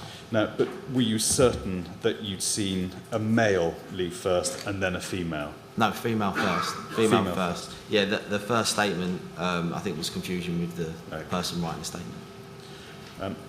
And then is it right that Crew Manager McAlone took them downstairs? Yes, the female had come out first and gone past both me and Crew Manager McAlone. I believe Crew Manager McAlone tried to follow the female at first. The male had come out second, I believe, following the female. As Crew Manager McAlone had attempted to go and follow the female, I don't know what happened, whether later on I believe that she had left him and he'd lost her and he'd come back. The male then shot past Ben as well, that was on the top of the stairs, so I could see Ben at the top of the stairs. I could see that the female had gone, I could see that the male had then gone, so that's how I knew the first 2 people had gone. Now, where were you when you saw Crew Manager McAlone ushering the occupants down the stairs? Did you stay by the entrance door of flat 113? Yeah, so if you can imagine, Crew Manager McAlone was at the top of the staircase. I was then in between Crew Manager McAlone and Firefighter Herrera at the door of the entrance to 113, almost as making a line to assist them to the door. Okay. Now, in your statement, you go on to say, you say you were walking with them and you were grabbed in the dark. I've been grabbed on my left shoulder, stating to me that he needed help and couldn't breathe. Yeah. What was your understanding? First of all, did you assume this was a man had grabbed you? I assumed it was a man through the voice. For me, it was a male voice, it was a deep voice.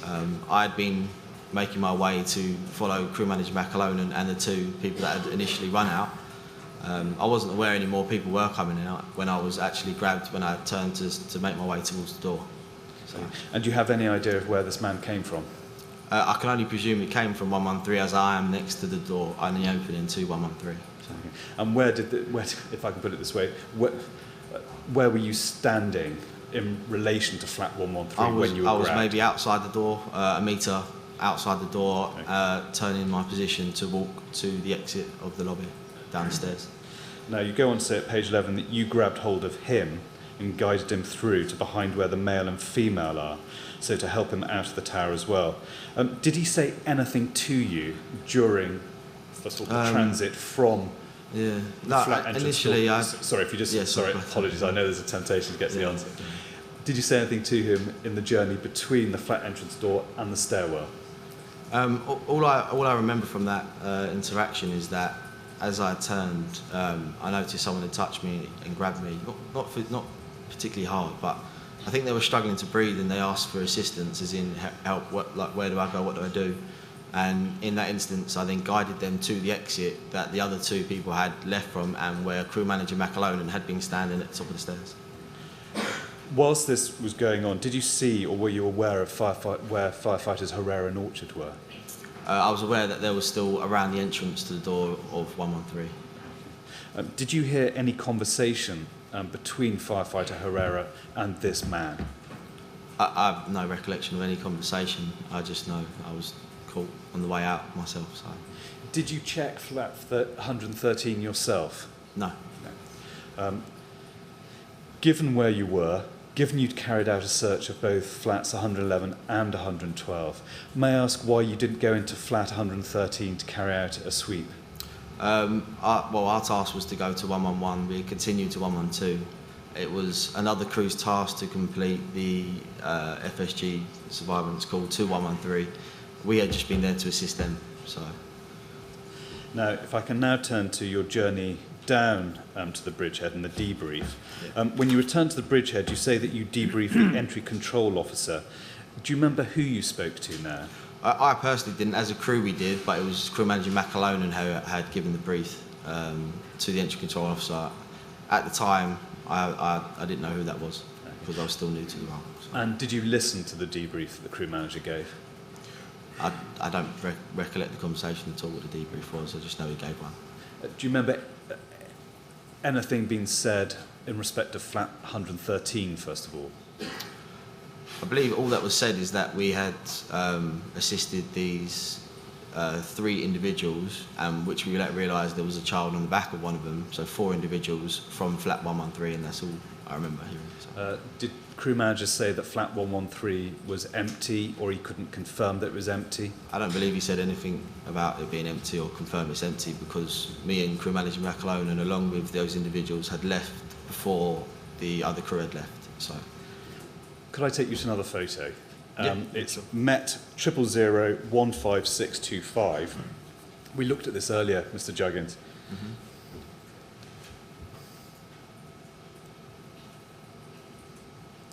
Now, at the time of the debrief, do you remember the officer writing anything on this wall? I have no recollection. No. Did you and crew manager McAlonan have any discussion about the rescue once you got down to the bridgehead? Personally, between us, we just confirmed that the 3 individuals that we had assisted from 113 were the 3 individuals that were at the bottom of the stairs.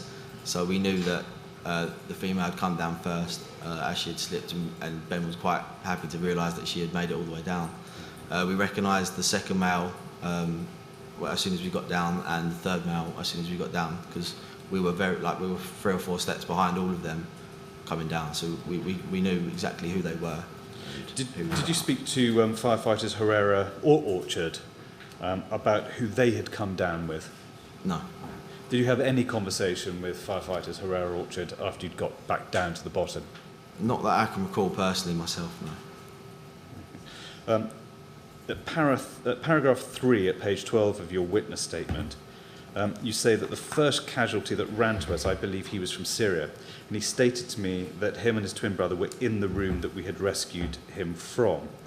This was the individual that had grabbed me on the left shoulder whilst I was on the 14th floor. He was hysterical as he thought that he'd left his room. Did you see whether this was the man who was on the phone? I believe this was when we got outside and we had left the building. The casualties had been taken to the LAS, and as we had come out the building and made our way around the corner, I do recollect the individual coming up to us on the phone, talking about his brother was still inside the building. And was this the first time you'd learned about the possibility of other people being left in flat 113? Yes. Was firefighter Herrera with you at this point? I can't remember, to be honest. I don't remember if he was with us, if he was just behind us. At this point, I think crew manager McAlonan was dealing with the situation.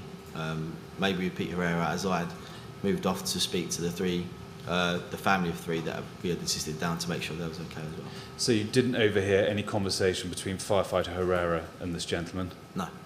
Did you overhear any conversation between Crew Manager McAlone and Mr. Herrera? No. Mr. Herrera says he remembers saying, "Oh fuck," on hearing that Mr. Al-Hajali's brother was still in the tower. Do you remember that? I don't remember that, but I can imagine him saying that. Yeah. Okay. Can you remember what Crew Manager McAlone was doing at this time? Mr. Herrera was having a conversation with the gentleman from flat 113. Crew Manager McAlone, what was he doing? I should ask first of all. At this point, I'm not sure. I know Ben, or Crew Manager McAlone, had joined me talking to the family of 3. So maybe he had moved away from that situation and joined me and left Firefighter Herrera there. I'm not too sure. You say that you met the family of 3 and you asked them what had happened, and they told you that people from the same floor had gathered in their flat. Taking that, each element of that, did you ask them how many people had been in flat 113 to start off with? I think, not to start off, I think I asked how many people had gathered inside the flat. And what did they say? What was their answer? I can't remember if I put it in the statement, to which I recollect. I don't think they was too sure, but I think they knew there was more than that had come out. Okay. Did they tell you anything else about the people in the flat? First of all, gender, age? Not to me personally. I believe this is when my crew manager took over with the situation and had spoke to them in more detail, because I believe he was the person who passed on the information to the officers that were at the beachhead, to the officers that were doing fire survival guidance. Was Mr. Herrera with you at this point? I believe Firefighter Herrera had joined us, but I'm not too sure. Again, I can't recollect exactly the point in time.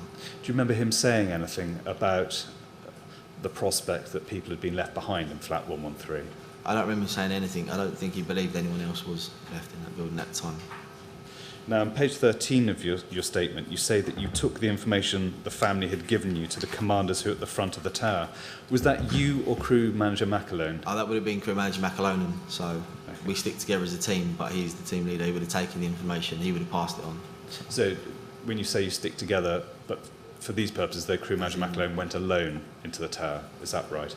No, we both made our way round, but he would have taken the lead and he would have been the one to talk to anyone. I would have taken a step back. Who were the commanders you were referring to in your witness statement? I have no idea. White helmets? Yeah, white helmets. That's all I knew at the time, I'm afraid. Okay. So. Did you see what the commanders did with the information that Crew Manager McAlone gave to them? No, I have no idea. Did you know any more about what was done in relation to effecting a rescue in relation to flat 113? No, I have no idea. Mr. Juggins, thank you. Those are all the questions I've got for you for the moment. Sir, may I make the usual application, but subject to perhaps an extension at this time of the morning? Well, I was going to suggest we might have a slightly longer break. Our next witness is Mr. Lever, is that right? He is. Yeah. Have you got any feel for how long you might require? The focus of questioning for Mr. Lever will be on the forensic examination he carried out to the extent it's covered in his statement. I anticipate that he will take between 45 minutes and an hour, so we're slightly behind schedule at the moment. And so, sir, might I invite you to rise until 11:30 and then... All right. We're going to have a short break now. Mr. Juggins, please don't talk to anyone about your evidence while you're out of the room. That's fine. We'll come back at 11:30. Yes. So if you'd like to go with the usher now, she'll look after you.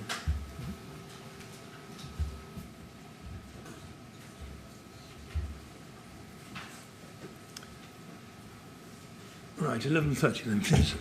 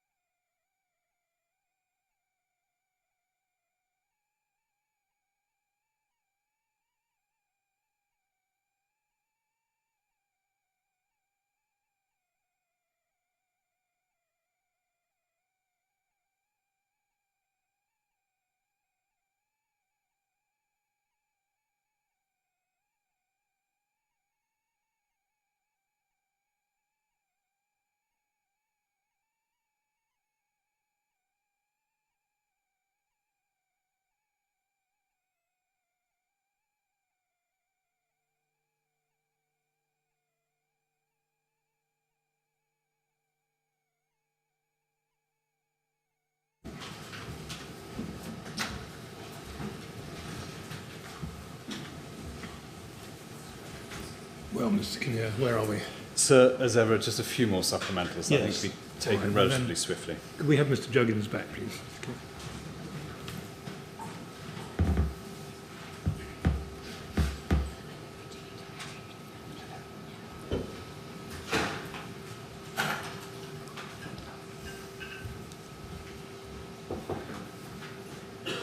Yes, do sit down, Mr. Juggins. A few more questions. Yeah, no problem.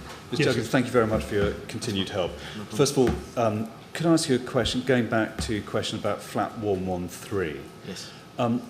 Would you have been able to carry out a sweep of flat 113 with the amount of air you had left at the time? Can you remember?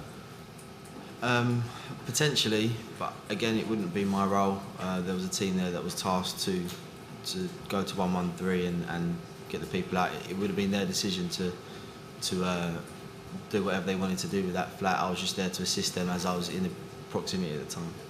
Now, are you familiar with Policy 803, which deals with Yes. search and rescue procedures? Yes. Now, Clause 7.1 within that policy states that it's standard to sweep the immediate vicinity of where you find casualties.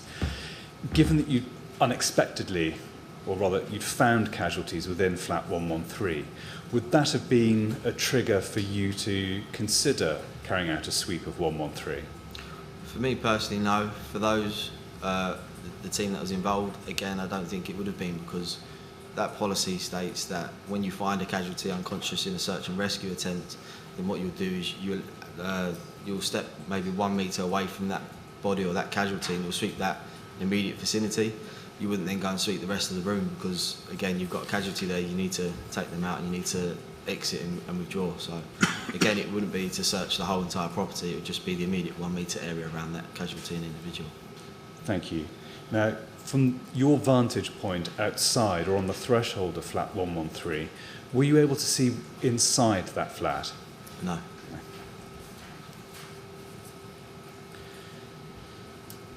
Now, can I just ask you, there'll be a few more questions, not many to come. Now, you said in earlier evidence that you were almost sure that you'd heard reference to a family of 3 being within flat 113. Yeah. Where were you when you heard that information? Were you outside the flat on the 14th floor lobby, or was it elsewhere? That would have been when I had left 112 and had approached my crew manager in conversation with Firefighter Herrera. I believe there would have been mention of the family of 3 then, when they mentioned that they'd been sent to flat 113, because that would have been the reason they would have been sent to 113. Did crew manager McAlone tell you directly that he'd seen 3 casualties? Or, No. Or rather that he'd been told there were 3 people within? No, this is just me trying to overhear a brief from their conversation. Again, it's just what I could hear at times. And you're obviously aware that's on the basis of that information, which you learned whilst on the 14th floor itself. You'd seen not only by the time you got down to the bridgehead, you knew there was a man, woman and a child. Yes. You also knew that there was an additional man. Yes. Did you do anything to communicate that information to anyone at the bridgehead, or did you rely upon crew manager McAlone to convey information as to who you'd found and who'd been rescued? So again, me and crew manager McAlone were together, and he would have relayed the information that the 4 individuals that came down with us, he would have said exactly who they are, where they came from, and that they came down with us. Now, in your statement, you say you asked Mr. Herrera, I think as you were about to leave the 14th floor, is there anything more I can do? Yes. Did you have anything specific in mind when you asked that question of Mr. Herrera? No, again, I believe that was my naivety to the role that I had. My job would have been to immediately follow crew manager McAlone down the stairs with the casualties. Again, that is what I did, and that's what I was going to do. But in that split second, I just had to wonder if there's anything else immediately that I could have done to assist whilst I was there before I made my way downstairs with the individual Ts and crew manager McAlone. Did you say at any stage, I'm staying with you because I want to search and find more people? Did you say that? No, I don't recollect saying that at all. It might have been that I had said that I wanted to do more, and if there's more I could have done. I don't know if I recollect saying I want to stay and search for more people. Did you have in mind doing anything more in relation to flat 113? In relation to 113, no, but in relation to me and the reason I joined the job, it was always to do as much as I could. So if I could have done more, I would have done more. So. Given that you wanted to carry out a further search, did you know whether a search had been carried out of flat 113 itself by Herrera or Orchard? It's not that I particularly wanted to carry out a search of 113 or a search of anywhere else. It's I wanted to do more. But again, I had left Firefighter Herrera and Firefighter Orchard to go and complete my task, which was to take the individuals down with Crew Manager McAlonan. If a search had taken place, I had no idea. I was just told to carry on and complete my task, that was to go with Crew Manager McAlonan. I asked you earlier whether you'd said, I'm staying with you because I want to search and find more people. Mr. Herrera, in his evidence, said that you'd said that. Mm-hmm. Again, I don't personally recollect saying those things. It could have been that I said that, and by all means it would have been something I might have said, because I'm there to do a job. The job I'm doing is to save as many people as I can. So if I had said, I want to do more, can I save more people? That is definitely something I could have said. It's just I don't recollect potentially what I said at all. Finally, judging by your experience of sweeping 111, 112, would it have been relatively easy to sweep flat 113 quickly? I have no idea, because I don't know what the conditions were. I didn't see inside the flat. I didn't see who was there, what it was like, if there was any fire damage or smoke logging. I have no idea what that crew could have done. So. Mr. Juggins, thank you very much for your evidence today. It's been very helpful. That's fine, no problem. Thank you very much, Mr. Juggins, for coming and give your evidence. It's really helpful to us to hear firsthand about your particular experiences in the tower, so we're very grateful. No problem. Thank you very much. And if you'd like to go with the usher, you're free to go. Cheers, thank you.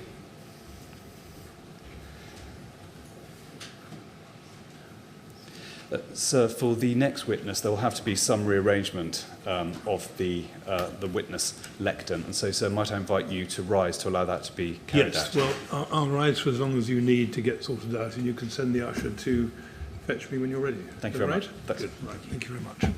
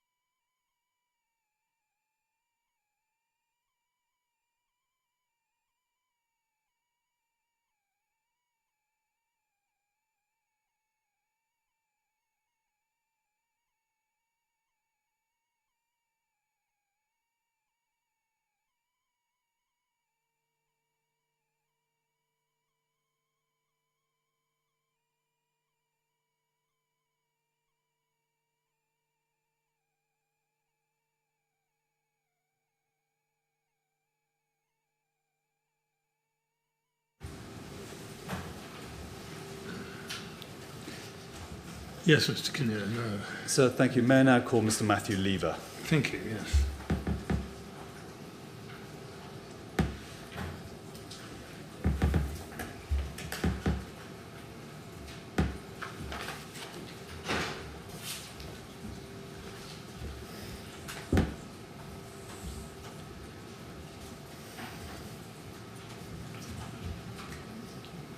Repeat after me. I swear by Almighty God that the evidence I shall give shall be the truth, I swear by Almighty God, the evidence I shall give shall be the truth, the whole truth and nothing but the truth. the whole truth and nothing but the truth. Thank you very much indeed, Mr. Lever. Yes, Mr. Kinnear. Good morning, Mr. Lever. Good morning. First of all, can you confirm your name for the record? Matthew Charles Lever. You should have there a blue folder on your lectern, and behind the first tab is your statement dated the 10th of October of last year. Is that right? That's correct, yes. Behind the next tab ought to be two exhibits. The first one being your fire investigation scene additional notes of the 14th of June. And then behind that, your scene additional notes dated the 15th of June. Yeah, they're not classed as additional notes, they're my original contemporaneous notes for the 14th. And they're behind that tab.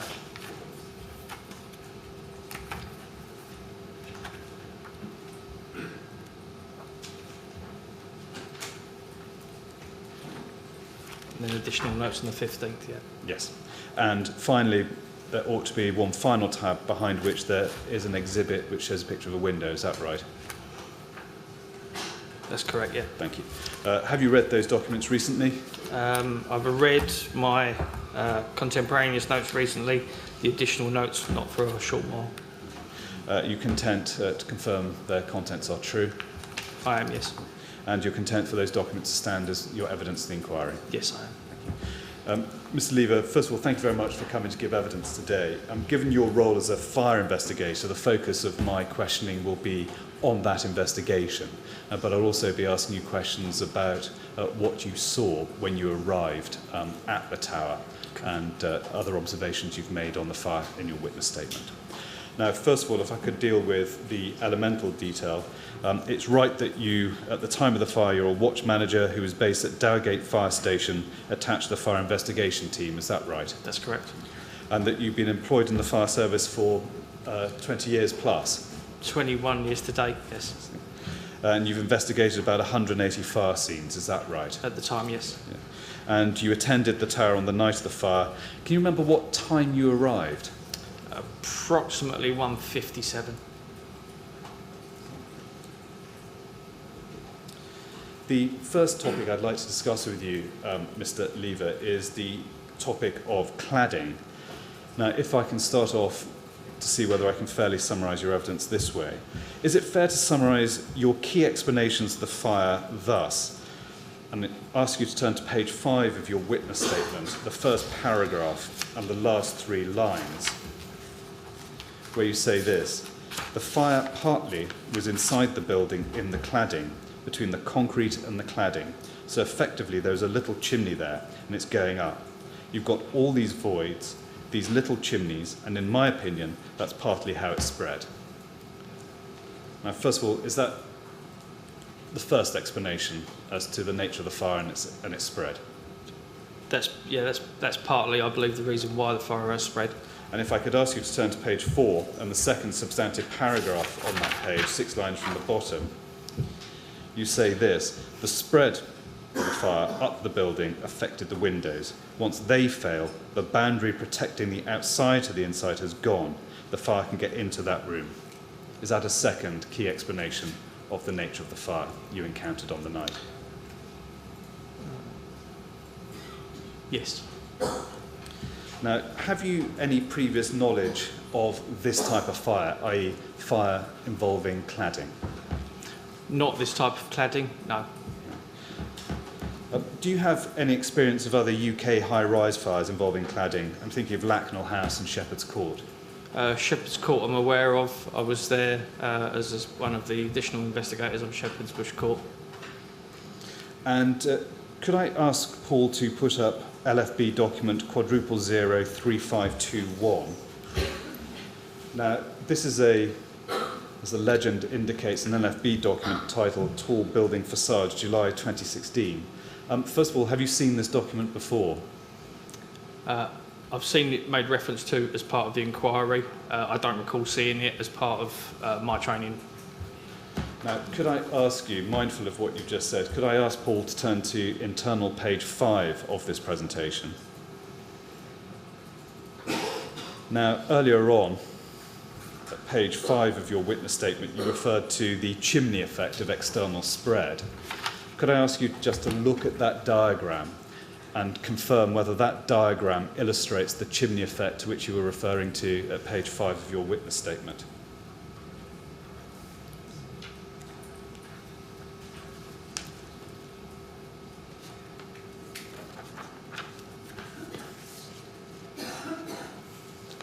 Not entirely, no.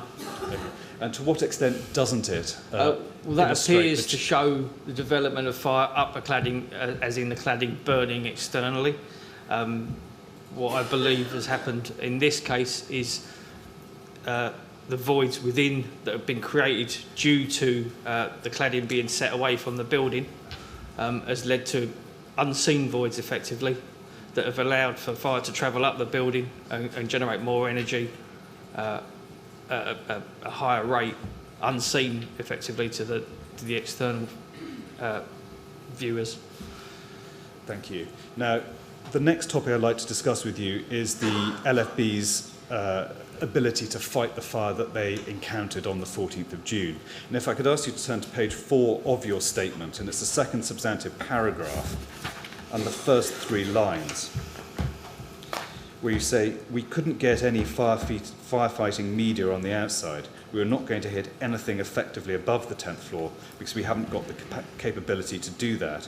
The fire was left to do what it was going to do. This spread slowed down an awful lot as soon as it hit the roof level. It was a horrible process of just watching it slowly creep around the building and start coming back down until it reached a point where we could effectively get some water on it and stop it moving any further." Now, given what you've said there, is it correct that your view that this wasn't a fire that the LFB had the capability to fight effectively? No, we didn't have the capability to fight effectively. May I ask a blunt question? You arrived just before 2 o'clock in the morning. At what time did it become clear to you that the LFB didn't have the capability to fight this fire? Virtually as soon as I'd arrived, to be honest. Now, you refer there to the LFB's limited capabilities to reach the external fire above the 11th floor. Was this fact known to the LFB, or should it have been aware to the LFB from the moment they began fighting the fire as it started to spread externally? Sorry, could you repeat that? Now, you say in your witness statement the LFB had limited capabilities to reach the external fire above the 11th floor. Now, was this fact known to firefighters from the moment they began fighting the fire once it spread externally above this point? Ultimately, once it had got high enough up the building, people would have realised that. However, we've never experienced anything that spread with this ferocity and this capacity. So if you're looking at Shepherd's Bush Court as an example, the spread was up the outside of the building, but it was because it was a different cladding. It can't be compared to this. It was a totally different, slower process. With the ferocity that this spread, there was no way that anybody could have said, in the melee of everything that was going on, the point where somebody says, yeah, we can't cope with this and stop the fire. I don't know when that point would have been, but you wouldn't have realised that, especially if you were inside the building. Now, are there any particular features of cladding fires that make it particularly difficult to firefight, to contain? Are there any particular features of the cladding itself that make it difficult? I don't think I'm the best placed person to answer that, to be honest. If I'm looking at my experience, I would say one of the features that makes it problematic is the fact that it's designed to repel water. That's the point I was getting to. Does that present particular difficulties in firefighting? Definitely. Definitely. If it's travelling up the inside of the building, if we've got combustible items on the inside of the cladding, or the inside face of the cladding is alight before the external face catches and takes part of the fire, then all you're doing is pouring water on something that is designed to repel water. And presumably also if the fire is travelling within voids, that's an additional difficulty confronting Definitely. firefighters. Now you say at page 5 of your witness statement, and it's the first paragraph 5 lines down, you say, I truly believe if we got to the 12th floor early doors, we wouldn't have been able to stop it going up the outside of the building. Just to be clear, are you saying here that it should have been appreciated by firefighters on the night from the moment the fire spread to the exterior, the difficulties they were facing? No, I don't think it was clear at that point. What I'm trying to say there is that even with the best will in the world, with the way this fire has spread, if we'd have had the world's fittest firefighter with the ideal equipment, given the timescales from when the moment that it was realised it was on the external side of the building, I don't believe that somebody could have got up, for example, as I say, to the 12th floor. By the time they've gone round around that internal staircase, by the time they've got to that lobby, they've identified which flat they needed to get in, which would effectively be vertically above where the fire is. By the time they've made entrance into that flat, by the time they found the right window and made access to that window, and then set up all the firefighting medium that they would need in order to attack that fire from above, it's spread up the building too quickly. Could I now turn to a separate topic, and that's your observation of fire re-entry. Now, first of all, when you first observed fire after you left the command unit, do you recall seeing any evidence of fire re-entry into flats from the exterior at that stage? Relatively early on in the incident, there was a clear definition between unburnt and burnt parts of the building. There was a diagonal line from what I believe to be at the time the 4th floor, approximately the 3rd window in on the east face from the north corner. That diagonal line went up the building. It was a clear definition between, to the right-hand side of it, the north side of it was burnt, and then to the left-hand side was undamaged cladding at that time. That line went entirely up the building to the southeastern corner. You could see, I think I estimated it approximately 40 flats. I think that's a little bit, it was probably 30 flats that had fully developed fires going in them. The fires just broken through, either broken through the windows or through the voids, and the rooms that you could see from that east face were totally developed in the fire. What evidence indicates that a fire has re-entered from the exterior, has re-entered the building? Evidence that would indicate that would be the fact that the room is involved in the fire. That's as simple as that. It would, yeah. And one question I've been asked to ask is, how obvious is that? I think you've just answered it. Yeah, it's to be honest, it is a horrible thing to see. It's you soon realise that the conditions that the crews are working inside are untenable, and that we are looking at a severe loss of life. Now, you referred to in an earlier answer that you saw 40 flats or so being, I think you say, entirely consumed by fire, and by that you say totally gone, 100% damaged by fire. Can you remember at what stage was this? How soon after you arrived? Just before 2 o'clock in the morning?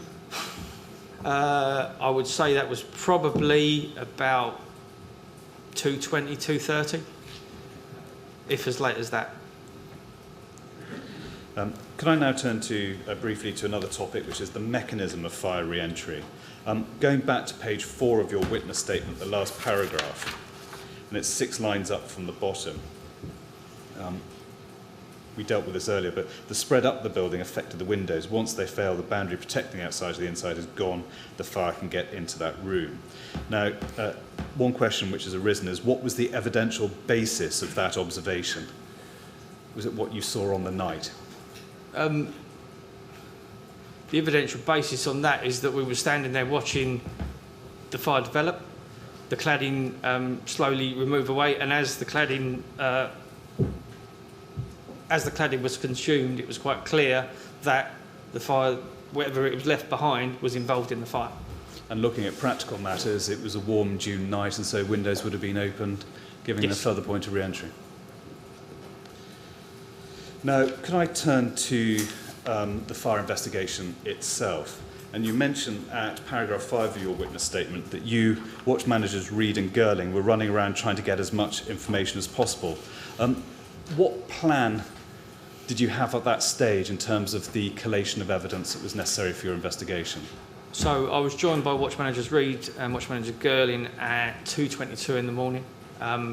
Initially, our plan was try and make some sense of the chaos that was ensuing, trying to get as much information as we could. Part of the fire investigation process is the scientific method as best we can implement it.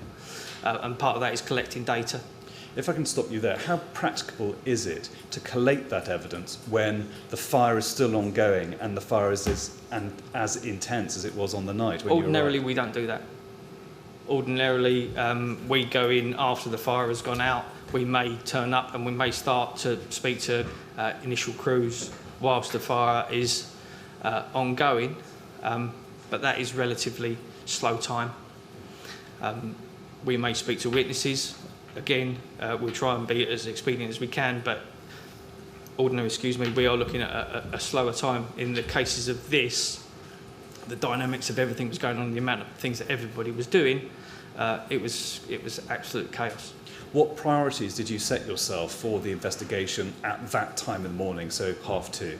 So at that time in the morning, watch manager Girling was given the task of going around, collating, getting as many photographical evidence as possible. So basically to do a 360 of the building, try and take as many photographs as he possibly could, just to document the development of the fire.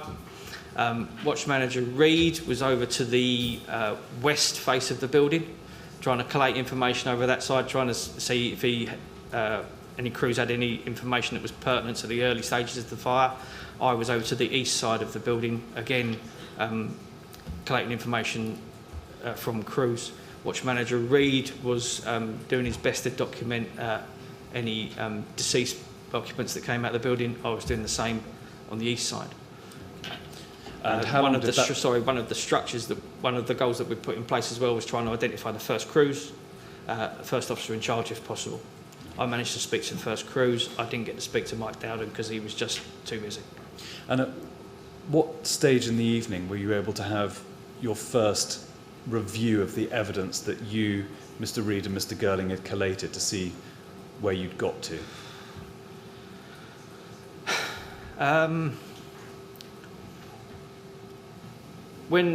To review it, I would think probably, we touched base a couple of times. I seem to recall a couple of times we phoned each other just to see where we were at, what we needed to be doing. I don't think we had a formal review of everything until Group Manager Pugsley got there. And what time was that? That was approximately 5 o'clock in the morning. So Group Manager Pugsley was informed about 2:30, 3:15, I would have thought, by Watch Manager Reed, because we knew the severity of it and we knew that this was going to be a long ongoing process, so we wanted to put as best a structure as we could possibly put in, and he was integral in that. May I ask you, when was the first time, what time were you able to enter flat 16 for the first time? It was about 9 o'clock in the morning. And on your first entry, can you describe for us what you saw in and around the kitchen window area? In and around the kitchen window area was 100% damaged by fire. There was a window which I believe is the drawing that you referred to at the rear of this booklet that I've drawn. There was an upright fridge freezer. There was to the right of that was a cooker, and then that went on further into the kitchen. To the left and below the window was 2 other what we believed were refrigeration units, but we hadn't identified them at that point. The purpose of going in the flat at that point was just it had been agreed through tactical command meetings that we were going to go in. We were going to see if we can get any evidence to help identify the occupants of flat 16 and for visual examination to see what findings we could see if that was a point that was a potential for the fire to start, based also on witness information from crews that we'd gathered by that point. Now, can I ask you a more particular question? What did you see between the remains of the large fridge freezer and the kitchen window? What lay in that space? some debris. There wasn't, I don't recall anything directly in between that the fridge and the window. There might have been a bin or something there that's been consumed, but I don't recall any a physical item in that corner. The room was slightly angled just because of the design of the building, but nothing that I recall between the upright fridge freezer and that window. And when was your second visit to flat 16?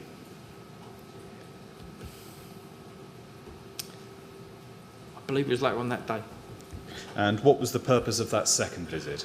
Again, gathering further information as best we could.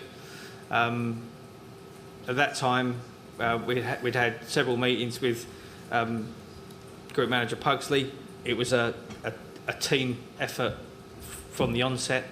From our point of view, our point of view was that we wanted to gather as much information and as much evidence as we possibly could, given the fact that it was firmly believed that there was a potential for the chance for the building to collapse. Mindful that it was a team effort, what was your particular role and function as part of the fire investigation? So my function, as I said, was initially gathering initial evidence on there, relaying that back to the team.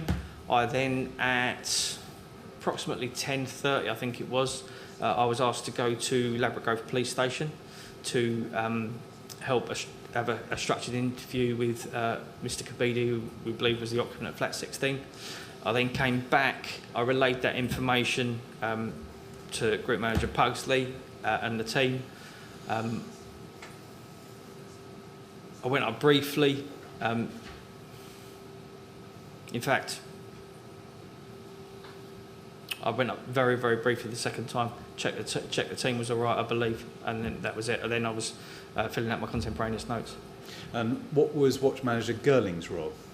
Watch Manager Girling's role, again, he'd documented the outside. He then went on to document all the command units, took photographic evidence of everything on the command units. That was his role. And Watch Manager Reid?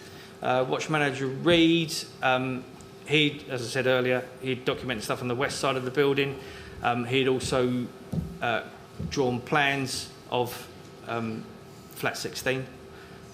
He was also, I believe, joined by Watch Manager Kent and Watch Manager Swadling, and was part of the team that went in the late morning to help identify evidence in flat 16. I now want to deal with a very precise topic, and that's the question of water levels within flat 16 itself. Yeah. Watch Manager Reid in his statement, we can go to it if you want, but I'll just read out the relevant bit. Watch Manager Reid says at page 7 of his statement, he entered flat 16 on the 15th of June for the second time, before 2:30 in the afternoon, and he states this: on entering flat 16 for a second time, the water levels had increased inside and outside the flat. There was approximately 4 inches of water covering the hallway floor that led into the kitchen area. First of all, what was causing the water levels to increase further? The amount of water that was coming down from the 20 or 19 floors above us, where people were, different firefighting actions that were going on. Firefighting actions were still going on above our heads at that point. And Watch Manager Reid says approximately 4 inches of water covering the hallway. Are you able to help us as to how high the water level was in the kitchen of flat 16 on the 15th of June? It was 3 to 4 inches at times. There was a lot of debris on the floor that's fallen down from the walls and come in different parts of the room. Later, apologies, I don't recall whether it was, I can't remember when the dog search was done, but I remember that we had to remove the water from the flat. The only way we could do that was to force the lift door shaft open in the dark and let the water out down the lift shaft. I was about to ask you that. It seemed to be, our understanding was the water was shoveled or paddled out into the hallway and then down the lift shaft. Is that right? That's correct. Can you remember when that was done? That was done just prior to the dog search. I'd have to refer to my notes to work out exactly when. Would that have been on the 15th of June? Yes. Yes. Was the shovelled water checked for potentially significant debris before it was shoved down the lift shaft? No, in all honesty.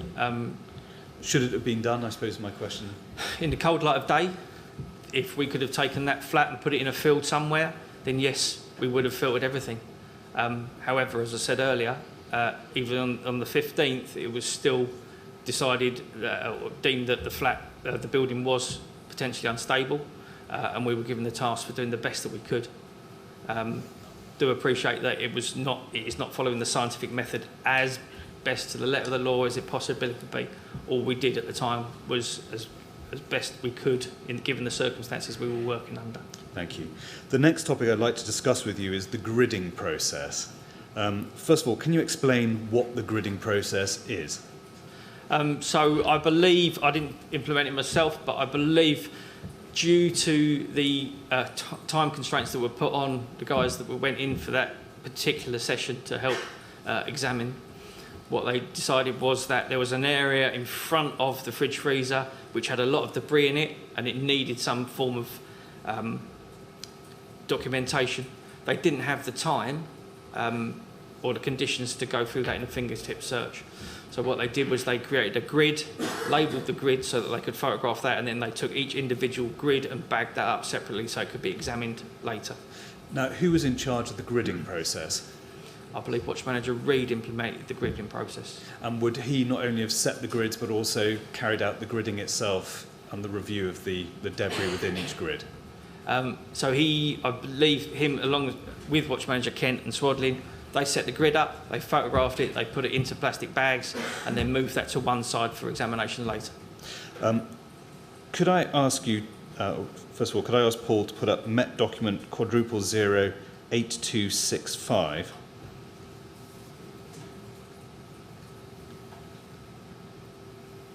There you go, page 4. Now, these are your notes, I think, aren't they, Mr. Lever? It looks like my writing, yeah. It may be easier just to look at the screen, actually, rather than finding it in the paper copy. You'll see there, halfway down the page, fire debris from grid 6, and thereafter 6 through to 12. Asking a basic question first, were there also grids numbered 1 to 5? No. Again, asking another obvious question, why weren't there grids numbered 1 to 5? Why did you start at 6? I believe that was because the identifiers they had at the time only gave them, that's the ones that they grabbed out of the van. So they had number honesty. 6 onwards? Yeah. Okay. I think they've just grabbed a handful, but I'd have to confirm that with Watch Manager Reed. Okay. Thank you very much. Paul, could you put up Professor Nick Dade's report, figure 58, which is at NNDR 0000001, page 63. Thank you. And if you could expand figure 58.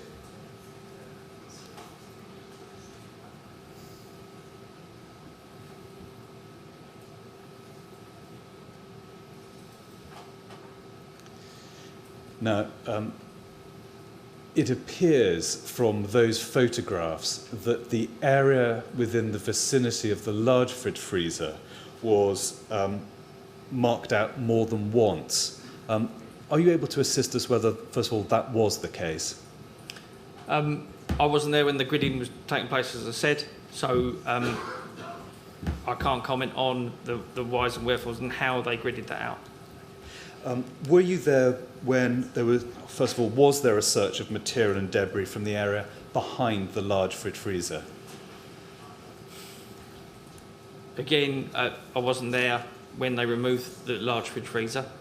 Who was responsible? Was that Watch Manager Girling or Reed? That would have, I believe that was Watch Manager Kent's and Watch Manager Swadlin. And would they also have been responsible for a search of material and debris from the area between the large fridge freezer and the kitchen window? If they'd have had the time, I'm sure they would have done that. Do you know whether they did that or not? I don't know. I know that they packaged the fridge freezer the best they could, and there was, I believe there was an evacuation shortly after they'd packaged it, and they wanted to remove, because of the fear of the building collapse, and they wanted to remove that.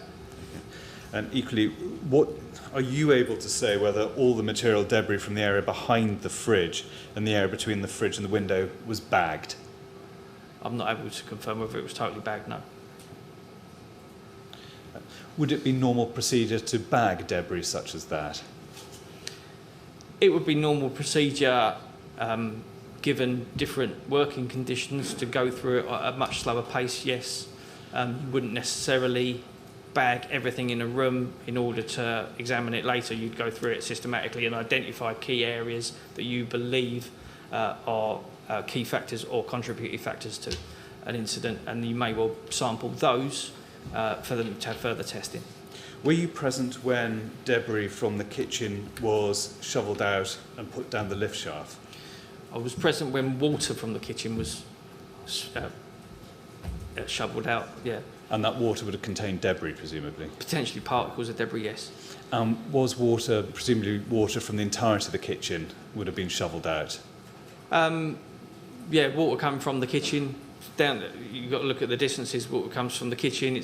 We had to get it out the kitchen door, along the hallway. They had to turn left then, and then it had to go across the lift lobby to get to the lift shaft. Are you able to say whether debris under the extractor fan and the kitchen window was bagged or not? Some of it, I believe, was bagged. But again, you weren't present when it was done? No. Okay. Again, are you able to confirm whether there were 3 230-volt related wires going into the extractor fan? I recall seeing some wiring in the room that could possibly be through an extractor fan, but I'm not able to confirm whether or not they went to the extractor fan. When you saw it in the room, you mean the kitchen, first of all? In the kitchen, yes. And where in the kitchen did you see that wiring? That's between the fridge and the, at a reasonably high level between the fridge and the window. Okay. So within the area of the extractor fan? Yeah. Okay. Are you able to confirm whether all the wires and terminals from the extractor fan were recovered? I wouldn't be able to confirm that. Okay. I'm now going to take you through some photos and see to what extent you can help us with what those photos reveal. And first of all, if I could start with a figure from Professor Nick Dade's report. And Paul, you have the reference. And if you could magnify figure 55. Now, just so people know, this is a shot taken from the thermal imaging camera. And that is a shot of the large fridge freezer, which is in the centre of that photograph. The cooker is identified to the right of the fridge. Now, to the left, below the temperature gauge, which says 129 centigrade, it says unknown items between the tall fridge freezer and the window. First question is, did you see anything in flat 16 that resembled those items which are described to be unknown? I don't believe anything's in that corner. At that time, I believe that there's an area there that has been defined. If you look below, if you look between the O of window, there's a diagonal line that goes up from the O of the window to the W of unknown. Yes. There's a line there. That line is made, that's the side of the top of the fridge freezer door that's collapsed and fallen down and is laying at an angle pointing towards the window. I believe the black line, which is above the arrow, between the arrow and the 129 degrees sign, I believe that's part of the window frame. Okay. And when you say you believe that was part of the window frame, is that as a result of physical examination that you've carried out? As a result of looking at my photographs that were taken during the early visual examination and the fact that I don't recall anything being removed from that corner. Thank you. I'm now going to take you through 7 photos, and effectively what I'm trying to do is just get your assistance on what those photos reveal. And the first one is MET *005847. Now, first of all, can you help us as to what this photograph shows? First of all, what is the object in the centre of the photo on the floor? Objects in the centre of the photo on the floor, so you've got directly in the middle of the picture is a small, we believe it's a freezer, basically a counter level freezer, so a small cube type freezer. In front of that you've got another, it's either a fridge or a freezer, I can't remember which, both of which I was told were unplugged by the occupant of flat 16. If you look to the right hand side of that, you will see the door that I mentioned earlier, which is lying on its side, and that's the door which has come from the top part of the fridge freezer. And stopping there, if I may, the black line you say on the tick image, is that black line there, is that right?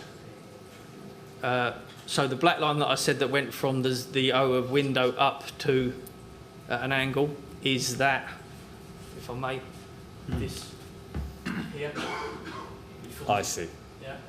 Thank I you. believe this strip here is the line that comes down that was coming down that way, but I believe that's been moved. Now, can you remember at what stage of the search recovery process this photograph was taken? No. Do you know what happened to the debris on the windowsill on the right-hand side of that photograph? The windowsill on the right-hand side of the photograph on day 2, when we were examining the flat with members of Key Forensics and a BRE. I was in the flat with Watch Manager Bradshaw. We'd examined the area on and around the fridge, the cooker, the flooring, the lino underneath the flooring. Towards the end of the day, because we were mindful of timescales as well that day, we had a meeting between all of the investigators up there at the time, and we asked if anything else needed to be done that day. Watch Manager Bradshaw expressed a request to clear the windowsill. So he examined the windowsill with scientific advisor Bruce Jolliffe and examined that. So they looked at key factors along that windowsill. Okay. One of the things I do recall that they observed was that the hinges to the window were in the open position. That's useful, thank you. Paul, would you mind taking down that photo and putting another one up, Met quadruple 05968.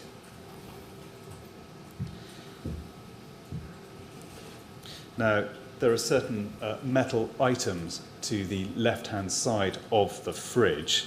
Do you know whether they were identified, first of all, and recovered? I wasn't part of the dig out of that part of it, so I wouldn't be able to comment on whether or not they were what they were identified as. And again, are you able to help us whether the surrounding debris was recovered or not? Or is that a question for someone else? I would say that's a question for somebody else. Thank you. Paul, would you mind putting down that photo and putting another one up, which is Met quadruple 05896. Now, are you able to assist us as to whether the round object, and roughly in the centre of that photograph, has been identified by you? Hasn't been identified by me.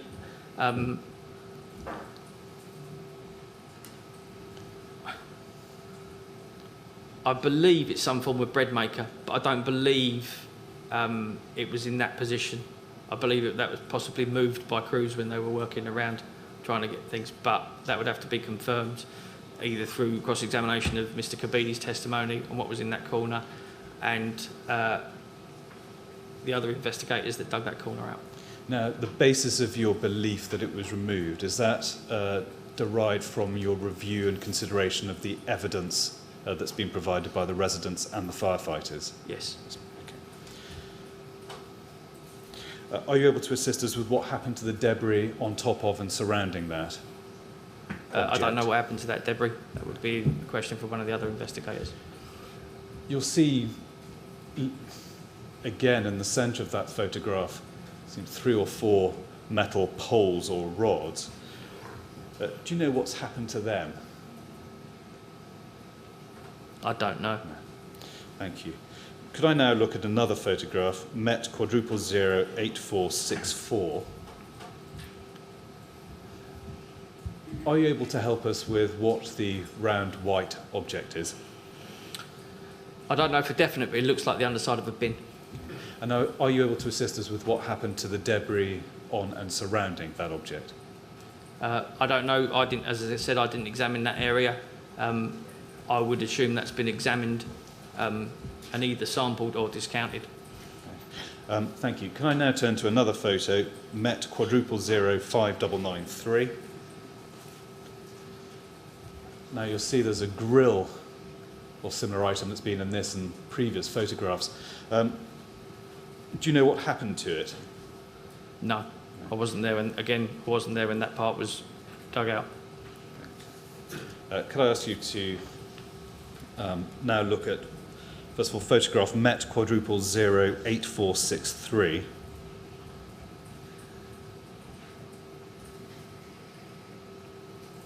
And you'll see there appears to be some debris next to and in front of the metal grille.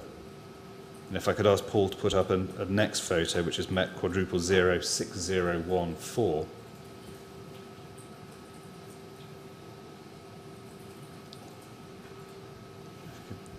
Reorient that. Now, photograph the same position, but the debris is being swept away. Again, are you able to help us as to what happened with the debris that has been collected from that part of the kitchen? Again, I don't know what's happened to that debris. That would have been the investigators that swept that away at the time. Final question for now, final sets of questions for now. Other witnesses described items as being between the fridge freezer and the window, or indeed underneath the kitchen window. Did you see or recover, first of all, a waste paper bin? Personally, no. Okay. A plastic red bucket and a wooden handled mop? Given the fire, I suspect the wood wouldn't have survived. Again, no, I didn't, as I wasn't the one that dug that area out. And a radiator? No. No, thank you. Again, same answer, I didn't dig it out. Mr. Lever, those are all the questions I've got for you for now. There may be some other matters arising, so sir, might I ask for the usual 5-minute break? And yes, all right. Mr. Lever, sometimes Council discovers that there are other questions that ought to have been asked. So we're going to take 5 minutes for him to consider that. Please don't talk to anyone while you're out of the room, at least about your evidence, that is. And if you would be ready to come back, please, at 12:30. Certainly. All right? We'd like to give the usher now, then. Thank you.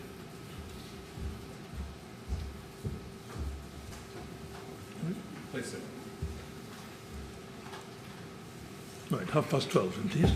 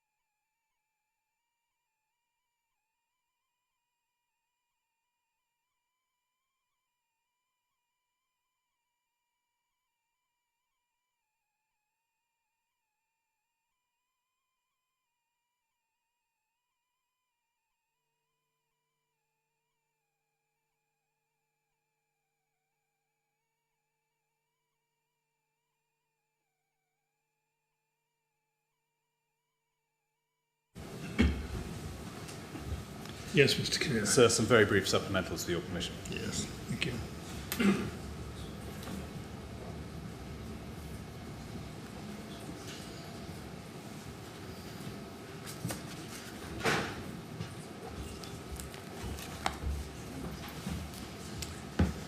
Thank you. Just a few more questions, Mr. Lever.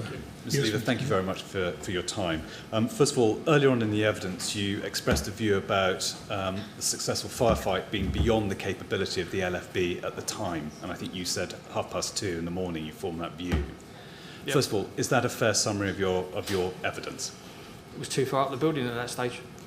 Yeah. And that was a view you formed at about 2:30 in the morning, is that right? Yes. Yeah. Did you communicate that view to the incident commander or any other senior officers at the time? No. No. And the next question is, why not? Because I was too busy doing other stuff. My role is to gather information. Mine isn't an operational role as far as operational tactics are concerned. I communicated concerns over the corner of the building looking like it may collapse to a senior officer at the time. But yeah, in the command structure, my role isn't to do that. Thank you. Two further questions to do with flat 16 itself. First of all, as part of your investigation, did you identify the smoke or fire alarm that was within flat 16 itself? I didn't know. No. Do you know anything about it? I don't know. No. Could I ask you finally to look to page 6 of your witness statement, and it's the second substantive paragraph on that page, and the last sentence. You say this: I checked the void in the ceiling above the cooker, but there were no signs of fire at all. Now, as part of your investigation, what did you make of the absence of any signs of fire? Sorry, I'm just trying to look for that. I'm so sorry. The second substantive paragraph on that page, which starts, there was a tactical command group, and I'll just let you read that highlighted section. And it's the final sentence I'd like to ask you about.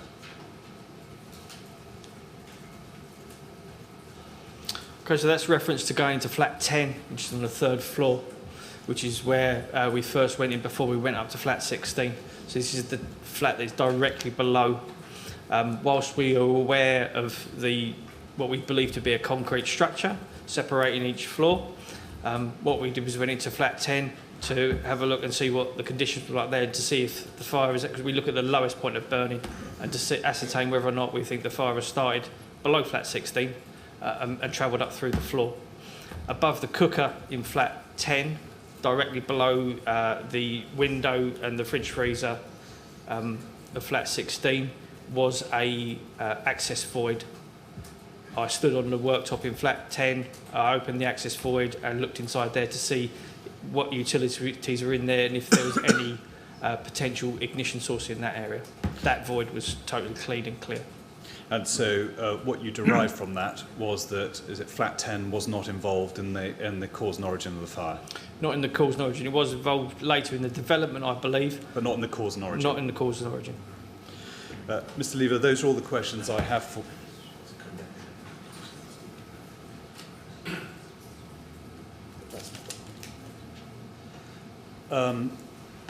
One point which has arisen was that I think you say you arrived at 1:57. I think I'd asked you the question what time you formed the view that the LFB didn't have the capability to fight the fire, and I think you'd earlier said about 2:30. Yep. At what time did you reach that view? Was it 2:30 or was it soon? Sorry, is there a problem? Well, then would you like just to explain what it is? Yes, sir. In paragraph 99, the sentence says at 23:25, the witness sets out the fact that the position that he sees, first as soon as he arrives, is that the capability to fight the fire is no longer there for the LFB. And his arrival, as put by Council Inquiry, is just before 2 o'clock in the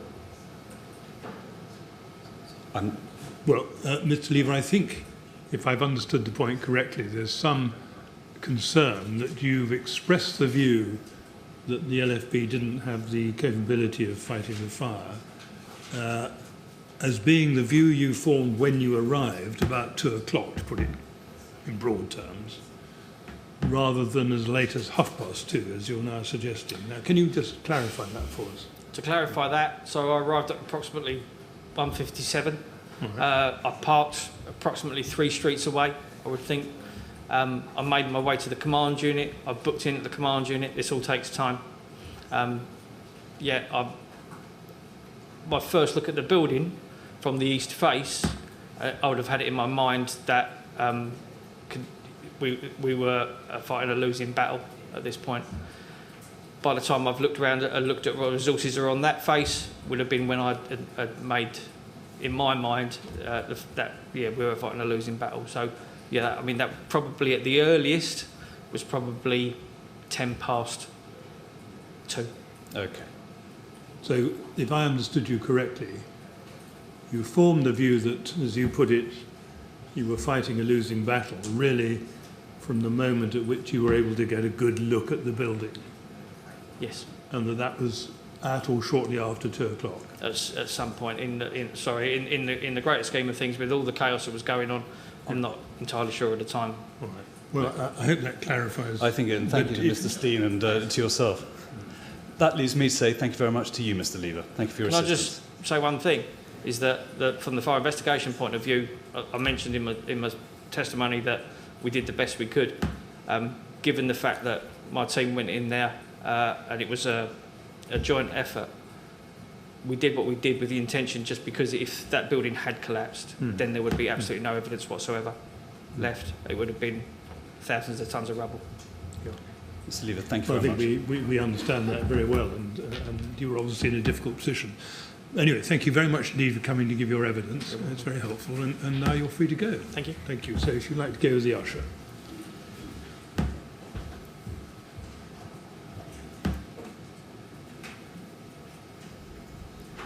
Yes, Mr. Kinnear. No. So that concludes this morning's witnesses. The next witness who's down on the list is Mr. Peter Wolfenden.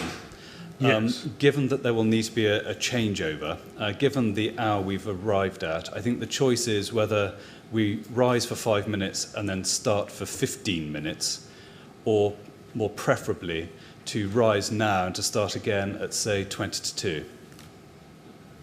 I think what we'll do, unless you tell me this is a very dangerous course to take, is to rise now and resume at 2:15. Fine. Is that all right? So be it. Thanks, sir. 2:15 then, please. Thank you.